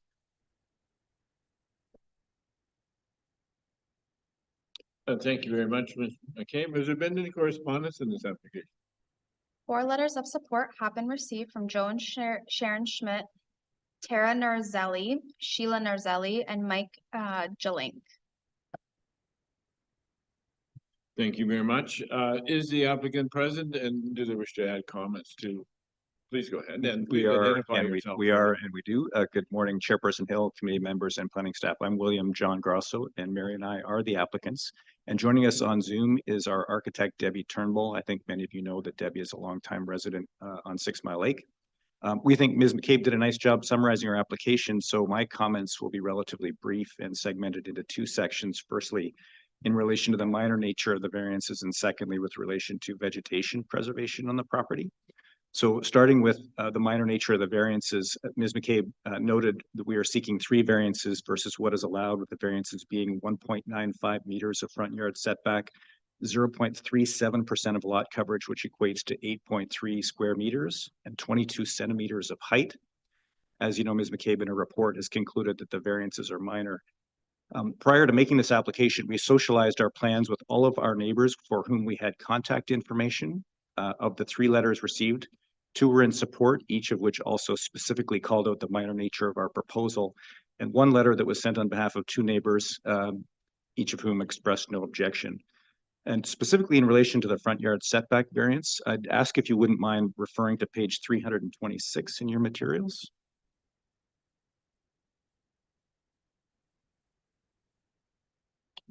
Is there something specific in there you wish us? I was going to give a moment for people to find 326 if they wanted. I'm going to say a few things if that's okay. The proposed front yard setback line marked is between the northeast corner of the cottage and the proposed of the cottage and the existing deck. The proposed 13.75 meter setback is highlighted in yellow. I would note that our plan only moves 1 corner of the structure slightly closer to the water. We're not moving an entire side of the cottage closer to the water, and the neighbor to the east, to whom the cottage will be very modestly closer, has submitted a letter of no objection. The second segment of my comments are related to vegetation preservation. So the 3rd paragraph under the heading Township of Georgian Bay Official Plan on page 329 of your material reads, and I'll skip to the salient point, there's been no confirmation if any tree cover or vegetation is to be removed in order to support the proposed development. So I wanted to say a few words around what our plans are with respect to vegetation. And then I'd ask you to go to, if you could, the diagram on page 338. Yeah, we're not, just go ahead with your comments if you don't mind. Okay. So immediately around the structure, you'll see 3 hemlock trees. The only trees that we know will have to come down as a result of the build are the 2 northernmost trees. They're near the middle of the structure. The 3rd tree to the southwest is also very close to the building envelope and may have to be removed as well. I'd note that it is the proximity to the construction envelope and not the requested variances themselves that will necessitate the tree removal. We've owned the property since 2013, and since then, the only trees we have taken down were dead or damaged by the wind. There's 4 pictures of the property from the lake on page 325, and you'll see, as noted by Ms. McCabe in the background section, the property is very heavily treed. The only place where the cottage is visible from the lake is in the picture in the top left, labeled View from the Southwest. And even then, it's difficult to make out the cottage, which is just above the rock outcropping. As I mentioned earlier, we expect we'll have to remove 2 and possibly 3 hemlock trees as a result of the proposal. Now, last summer, we did our own tree census in contemplation of the application. So we're obviously not arborists, but we did our best at dividing the property into segments and then counting the number and approximate height of the trees on the property. We counted 67 trees greater than 30 feet in height, of which 48 we estimate to be more than 50 feet tall, almost 2/3 of which are hemlocks. So our removal of 2 and possibly 3 mature trees, while regrettable, is a very small fraction of the number of very large trees on the property. And so to summarize that maybe in a little bit different way, we've owned the cottage for 11 years. During that time, we've left the waterfront vegetation virtually undisturbed from what it looks like when it looked like when we purchased the property. The only trees we've removed have been dead or damaged by the wind. Our proposal will result in the removal of 2 and possibly 3 hemlocks. We estimate there are almost 50 trees in excess of 50 feet on the property, and there's a large population of mid-sized trees on their way to becoming large trees. And lastly, we've participated in the Severn Sound Environmental Association seedling program for the last several years and intend to continue to do so to maintain the tree cover on the property. So by way of overall summary, planning staff recommends approval of our application and thinks it represents good planning. We've received support from several neighbors and no objections, and I hope that my earlier comments would address any outstanding concern you may have in relation to vegetation preservation on the property. That concludes our prepared remarks. We'll be happy to address any questions you may have. Well, thank you very much, and we'll see if there are any questions forthcoming. Is there any member of the public online? No, we are okay there. Then I will close the public session of the meeting and bring the application before the committee for any questions or comments. And do we have any questions or comments over here? No? Oh, Member Jarvis. And just confirmation, all 4 of this building are part of the Yes. Didn't have that on, I'm sorry. Okay. Member Schmidt. Just want to say I'm quite familiar with this property and disclosure. One of the letters of support is my brother, who is a neighbor. Definitely can vouch for the being stewards of the land and keeping it as natural as possible. And do look forward to this expansion happening. I think it's going to be fantastic. Be really good. Thank you very much. Thank you. All right, if there are no further questions, I will read the resolution. Moved by Member Schmidt, seconded by Member Hazelton. Be it resolved that the Township of Georgian Bay Committee of Adjustment approves minor variance application A24-03 to zoning bylaw 2014-75 as amended for 183 Ravine Way to facilitate the demolition of an existing cottage and the construction of a single detached dwelling in the approximate same footprint as the legal non-conforming dwelling as follows. Minimum front yard setback of 13.75 meters. Maximum height of dwelling of 6.02 meters and maximum lot coverage of 8.37%. The above noted approval is subject to the following conditions. One, that the owner provide a property tax certificate or correspondence from Township Financial Services indicating that all property taxes have been paid up to date with respect to the property that is subject to this decision. And two, that this decision applies only to the proposed new single detached dwelling as indicated in Schedule A attached to and forming part of this decision.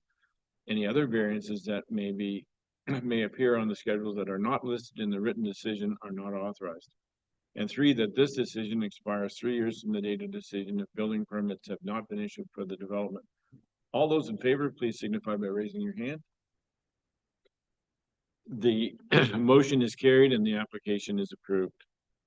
Thank you very much. Thank you. Our next application is A24-04 for 387 Berwick Road. To the planner, please. Thank you. Through the chair, the application, as you said, is for 387 Berwick Road for the applicant name DiSimone. The purpose and effect is, sorry, I got my screen in the way here. There we go. Purpose and effect of the application is to facilitate the reconstruction of a single-family dwelling with an additional shoreline width as described below. An increase in width of 41.975% or 24.65 meters, whereas section 6.4.2A allows for a maximum increase in width of 25% or 14.68 meters. The proposal conforms to all other relevant provisions of the Township of Georgian Bay zoning bylaw 2014-75 and is located within the appropriate building envelope. Here we can see a location map of the subject lands and a closer overhead view. As you can notice from the overhead view, the location of the current dwelling, which will be the location of the proposed dwelling, is quite sheltered from the surrounding vegetation to any neighboring lots. The foretest of a minor variance. As detailed within the staff report provided to the committee, planning staff are of the opinion that the proposed minor variance does conform with the foretest of a minor variance being the following. Does a minor variance conform with the municipal and district official plan? Does a minor variance conform with the municipal zoning bylaw? Does the proposed development is the proposed development desirable and appropriate for the use of the land, building, and structure? And is the proposed development minor in nature? Here's some site photos.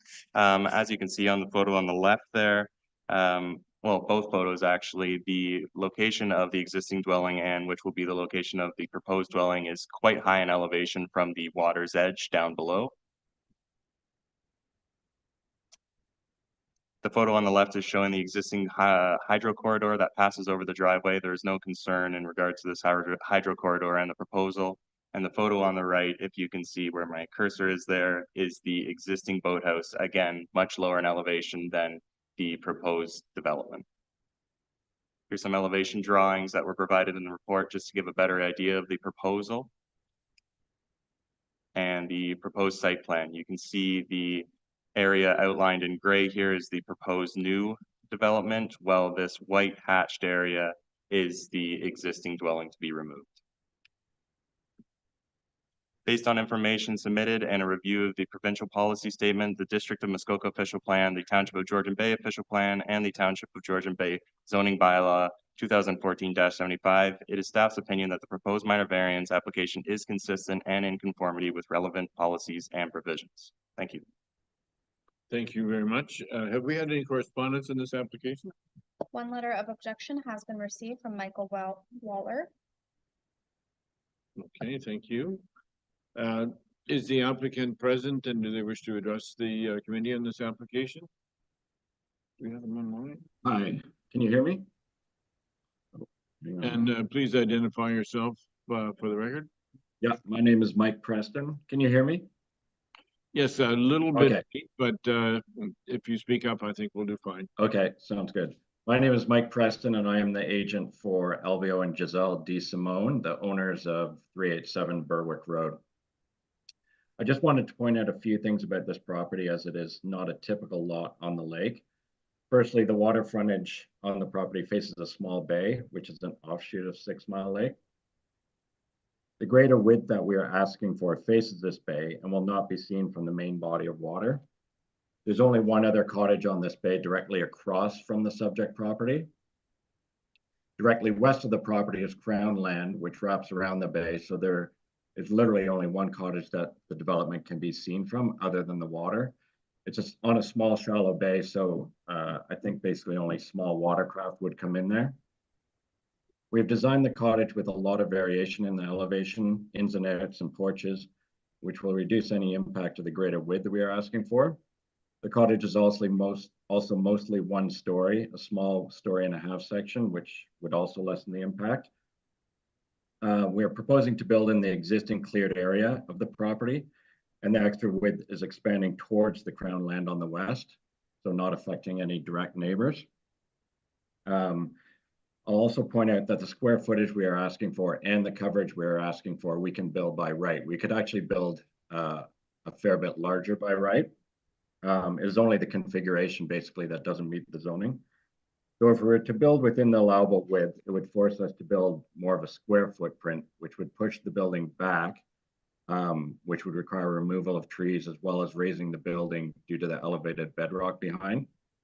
So we feel that this approach would have much greater impact on the neighboring properties and would likely result in the cottage being visible from the bigger waters of 6 Mile Lake. So all in all, it kind of led us to a more linear configuration rather than a square configuration, just to keep it long and low and reduce the overall impact.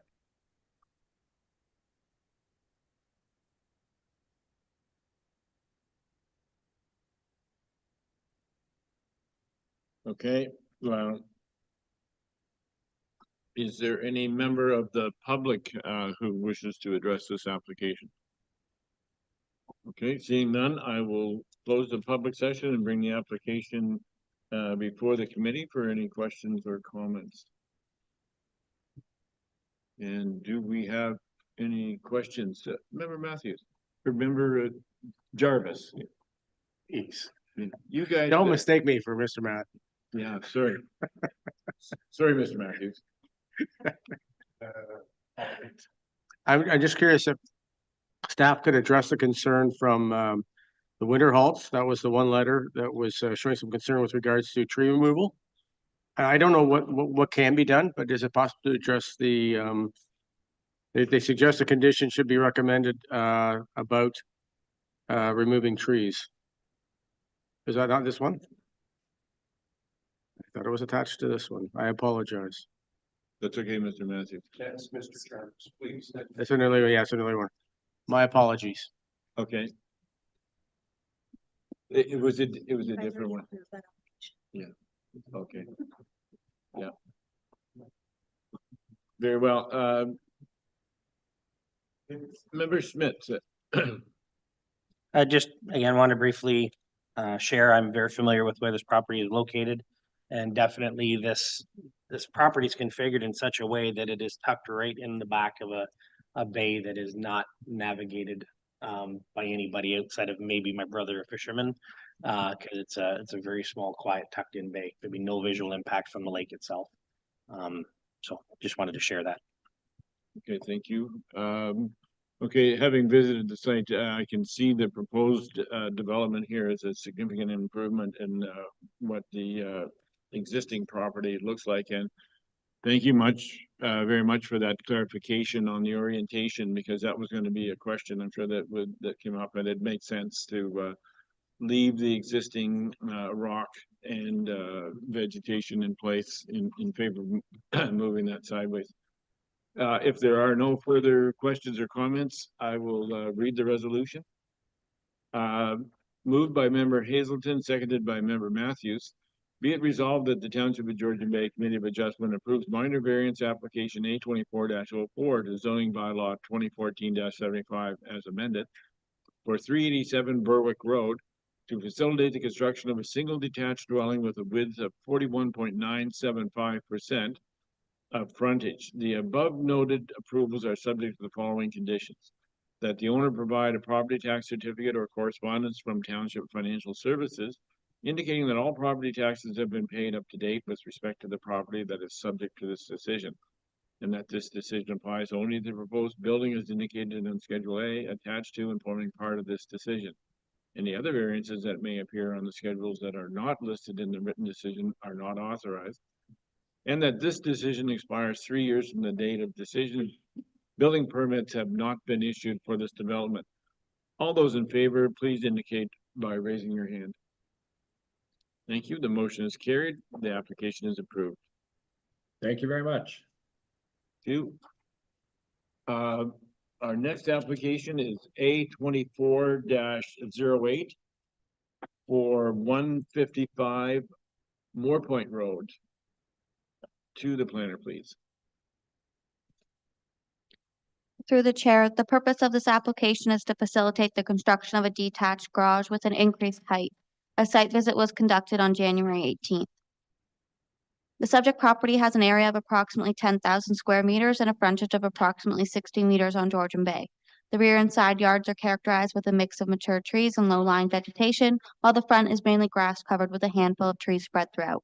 The property is developed with a detached dwelling and accessory buildings being designated waterfront within the district and township official plans and zoned residential type 1, shoreline residential type 1. The lands have been identified as having moderate to high archaeological potential with the limits of a provincially significant wetland known as Muskie Bay wetland abutting the property shoreline and containing type 1 fish habitat. The applicant is proposing a detached garage with a maximum height of 5.08 meters, whereas a maximum height of 4.5 meters is permitted. Building height means the vertical distance between the average natural grade at the front of the building and the midpoint between the eaves and the peak. Dormers do not factor into the building height. The intent of limiting the height is to assist with ensuring that the detached garage remains accessory to the principal building or use on the lot in terms of size, and to reduce any potential negative visual impacts on both neighboring properties and the streetscape. The detached garage has a much smaller footprint than the dwelling and will be screened from the road and neighboring properties by mature trees and natural vegetation. The detached garage will be set back over 42 meters from the rear lot line and approximately 15 meters from the nearest side lot line. The detached garage will be located in the rear yard and is 9.14 meters wide and 12.19 meters deep with 2 bays. The garage has a floor area of 111.4 square meters, 2 man doors, 2 dormers, and a second floor loft having a width of 4.26 meters. The garage is nearly 120 meters from the limit of the PSW and is not anticipated to have a negative impact on the natural heritage features present in Georgian Bay. Planning staff have completed a detailed analysis of the variance to the zoning bylaw being requested and are recommending approval subject to conditions.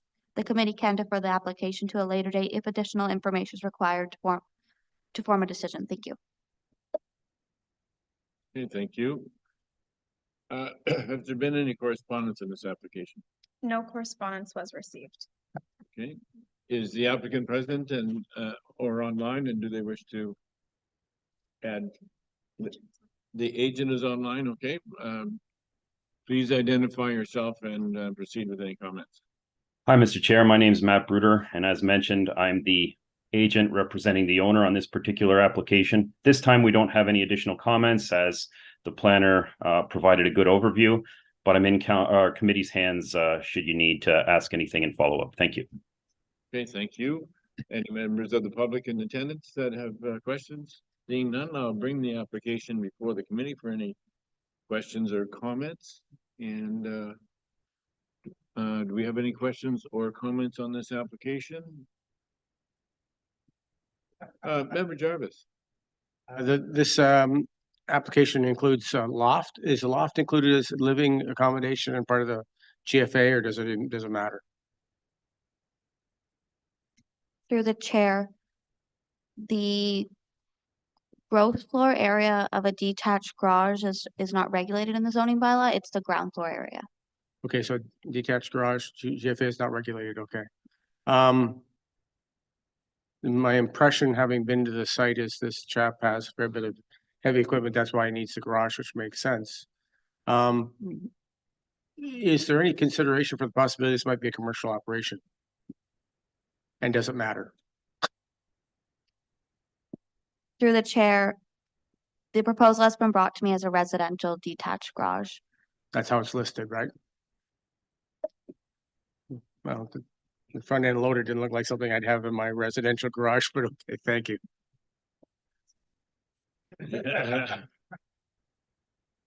Okay, thank you. If there are no further questions or comments, I will read the resolution. It is moved by member Jarvis and seconded by member Schmidt. Be it resolved that the Township of Georgian Bay Committee of Adjustment hereby approves the following variance requested under minor variance application A24-08 for 155 Moore Point Road. For a detached garage with a minimum building height of 5.08 meters, whereas section 4.1.15 permits a building height of 4.5 meters. And subject to the following conditions. One, that the owner provide a property tax certificate or correspondence from Township Financial Services indicating that all property taxes have been paid up to date with respect to the property that is subject to this decision. And two, that this decision applies only to the detached garage as indicated in Schedule A, attached to and forming part of this decision. Any other variances that may appear on the schedules that are not listed in the written decision are not authorized. And that this decision expires 3 years from the date of the decision if building permits have not been issued for this development. All those in favor, please signify by raising your hand. Thank you. The motion is carried. The application is approved. Thank you. Our next application is A24-09 for 180 Lavalley Way. To the planner, please. Thank you. And through the chair, the purpose and effect of this application is to facilitate the reconstruction of a legal non-complying dwelling with additional width and ground floor area as described below.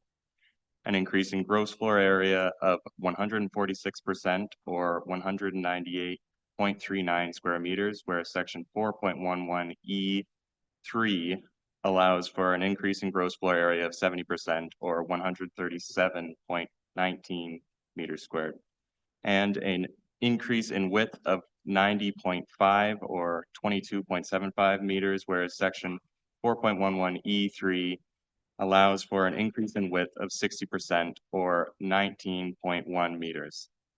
Important to note, in difference to the various variances noted on the slide, the original minor variance application requested to vary the same section, being section 4.11E3, to recognize a maximum width increase of 97%.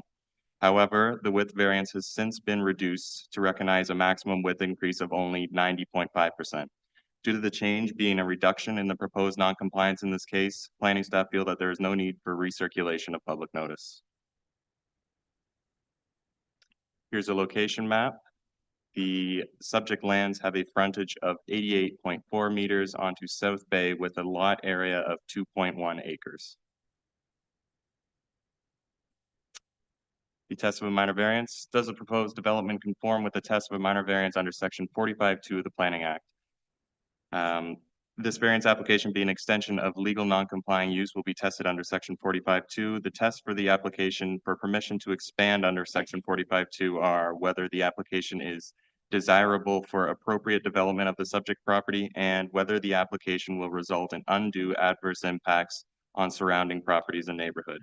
When applying these tests, only the proposed expansion may be evaluated for undue adverse impacts.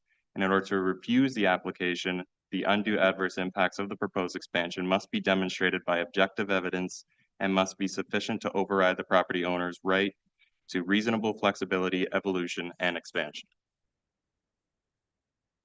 Here's some site photos. On the left is a view of the subject property from the north side or the water side, and on the right is an overhead view of the subject property.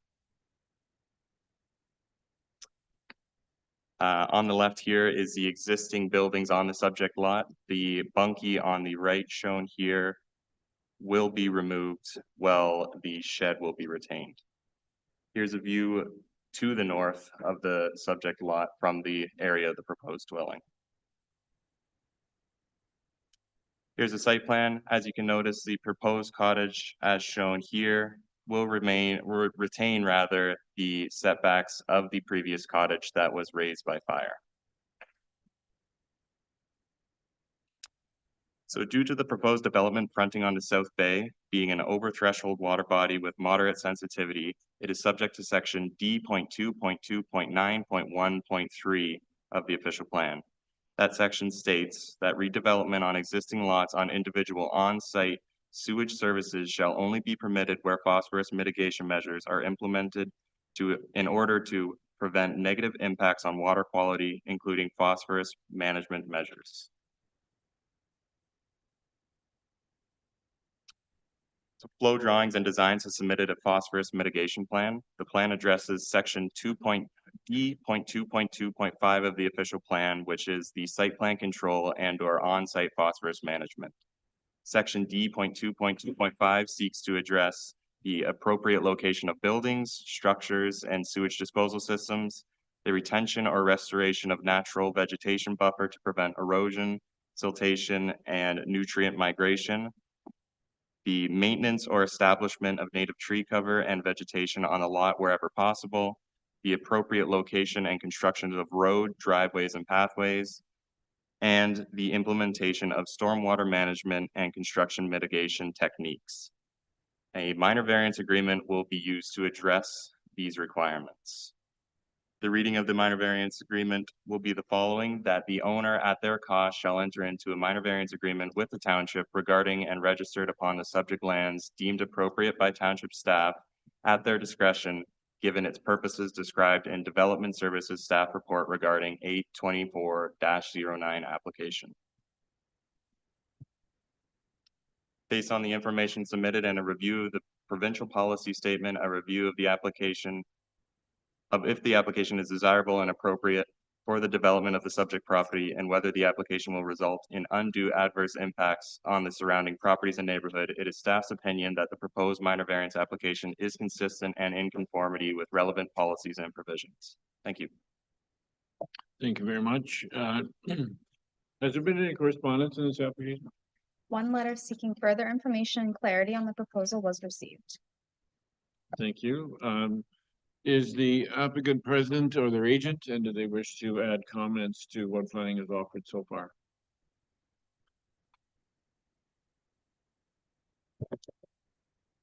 Good morning, committee again. For the record, my name is Victoria Hoffman from Flow Drawings, 3 Violet Drive, Port Severn. This application was presented based off the original dwelling that existed. The minor variances that we're seeking, the percentages were restricted based on that 411E, where you're restricted on the original dwelling, which was only 800 square feet or 860, something like that. So that is why our GFA increases, kind of the numbers got higher than we would have wanted. And from a width perspective, the original dwelling was kind of more of a square. The change in width from when Andrew sent the report out to now was the orientation of the building to kind of work in our favor and to suit the property better. The placement of the dwelling using the original setback is to essentially work with the existing kind of building envelope. The property's already been cleared in that area. Moving it back to 30 meters is kind of when you're getting into the much thicker vegetation areas, the natural property. The septic was evaluated with a BCN certified septic installer, and the phosphorus mitigation measures were reviewed, continue to review with the minor variance agreement. But to kind of take note with the slope of the property, where we want to put the new cottage is kind of on the higher spot. So from the front of the cottage forward, yes, it slopes towards the water, and that's why we've kind of outlined where the silt fencing and stuff like that's going to go. But from the back of the cottage back, it's the septic is not really running in that direction, and it is an existing septic that was permitted in 2005. The property owners are Zana and Barry right beside me, and I think I'm here to answer any questions, and I think they have something to add, or no? Not at the moment. Okay, we're all here to answer any questions. So. Thank you very much. Is there any member of the public online that wishes to address? There's no other public here, so we're good. All right, with that, I'll bring the application before the committee for any questions or comments. And Member Predko. Thank you. Through you, Chair, just to the planner, just a question about the fact that this property has had a cottage previously that was razed by fire, and I guess it's like 6 years ago. So all of the planning rules applied to the fact that there was a property, a building, a dwelling on the property. Is there a length of time that you would have to wait before it would be considered a new development, or the fact that there was always a dwelling on that property, you'd always be using these metrics for comparison on GFA and width and lot coverage? Or is that, go ahead. Through the chair, if you want to finish your question, Well, no, I'm happy it to was speak. kind of dwindling out. Yeah, I mean, certainly, having a specific length of time would be helpful. Unfortunately, in law, no such thing exists in terms of legal non-conformity. There's a large body of case law associated with these things, and one of the things you have to consider is intent. So even if a dwelling is destroyed by fire, but there was an intent or desire to rebuild, whether it's 1 year, 10 years, 25 years, there's no specific time period. Okay. Thank you. If I might, if you would perhaps explain as well the difference between non-conforming and non-complying in this case. Through the chair to the committee, I mentioned there's a tremendous body of case law, and that case law also does not distinguish between non-conforming and non-complying. So zoning bylaws historically treated non-complying situations, existing situations that did not meet provisions, versus non-conforming situations, existing situations that were not permitted uses. Zoning bylaws historically treated those differently. The courts do not. So from a planning standpoint moving forward, when we're talking about extensions, enlargements, replacements of non-conforming uses, there's no distinction between non-conforming and non-complying anymore. Okay, thank you for that clarification. Any other questions? Member Matthews. Thank you for getting the name correct, Mr. Chair. Question for you. There's we're on site and you have the bunkie to if you're at the water, you're looking at it. You said the bunkie will be removed. Is that correct? Okay. So the other building, there seems to be piers as though there's going to be an addition or. Both will be removed that you saw in the photograph. Yeah. So there's a bunkie on the left and a utility shed on the right, and both will be removed. Oh, okay, my mistake. I thought you said the shed was going to be. I had only highlighted that the bunkie was going to be removed, but through that presentation, they kind of made a comment to me that both are coming down. So thank you. Okay. Any other question over there? Nothing from Mr. Smith. Do you have a question for Member Jarvis or no? Okay. All right. Very well. Seeing no further questions, I will read the resolution. Pardon me. Moved by Member Schmidt, seconded by Member Predko. Be it resolved that the Township of Georgian Bay Committee of Adjustment approved minor variance application A24-09 to zoning bylaw 2014-75 as amended for 180 Lavalley Way to facilitate the construction of a legal non-complying dwelling with an increase of ground floor area of 146% and an increase in width of 90.5%. The above noted approvals are subject to the following conditions. First, that the owner provided property tax certificate or correspondence from the Township Financial Services indicating that all property taxes have been paid up to date with respect to the property that is subject to this decision, and that this decision applies only to the proposed building as indicated in Schedule A, attached to and forming part of this decision. Any other variances that may appear on the schedules that are not listed in the written decision are not authorized. And that the owner at their cost shall enter into a minor variance agreement with the township regarding and registered upon the subject lands deeming appropriate by township staff at their discretion, giving its purposes described in the Development Services Department staff report regarding A 24-09 application, and that this decision expires 3 years from the date of decision if building permits have not been issued for the development. All those in favor, please signify by raising your hand. Thank you. The motion is carried and the application is approved. Thank you very much. Thanks for your patience today.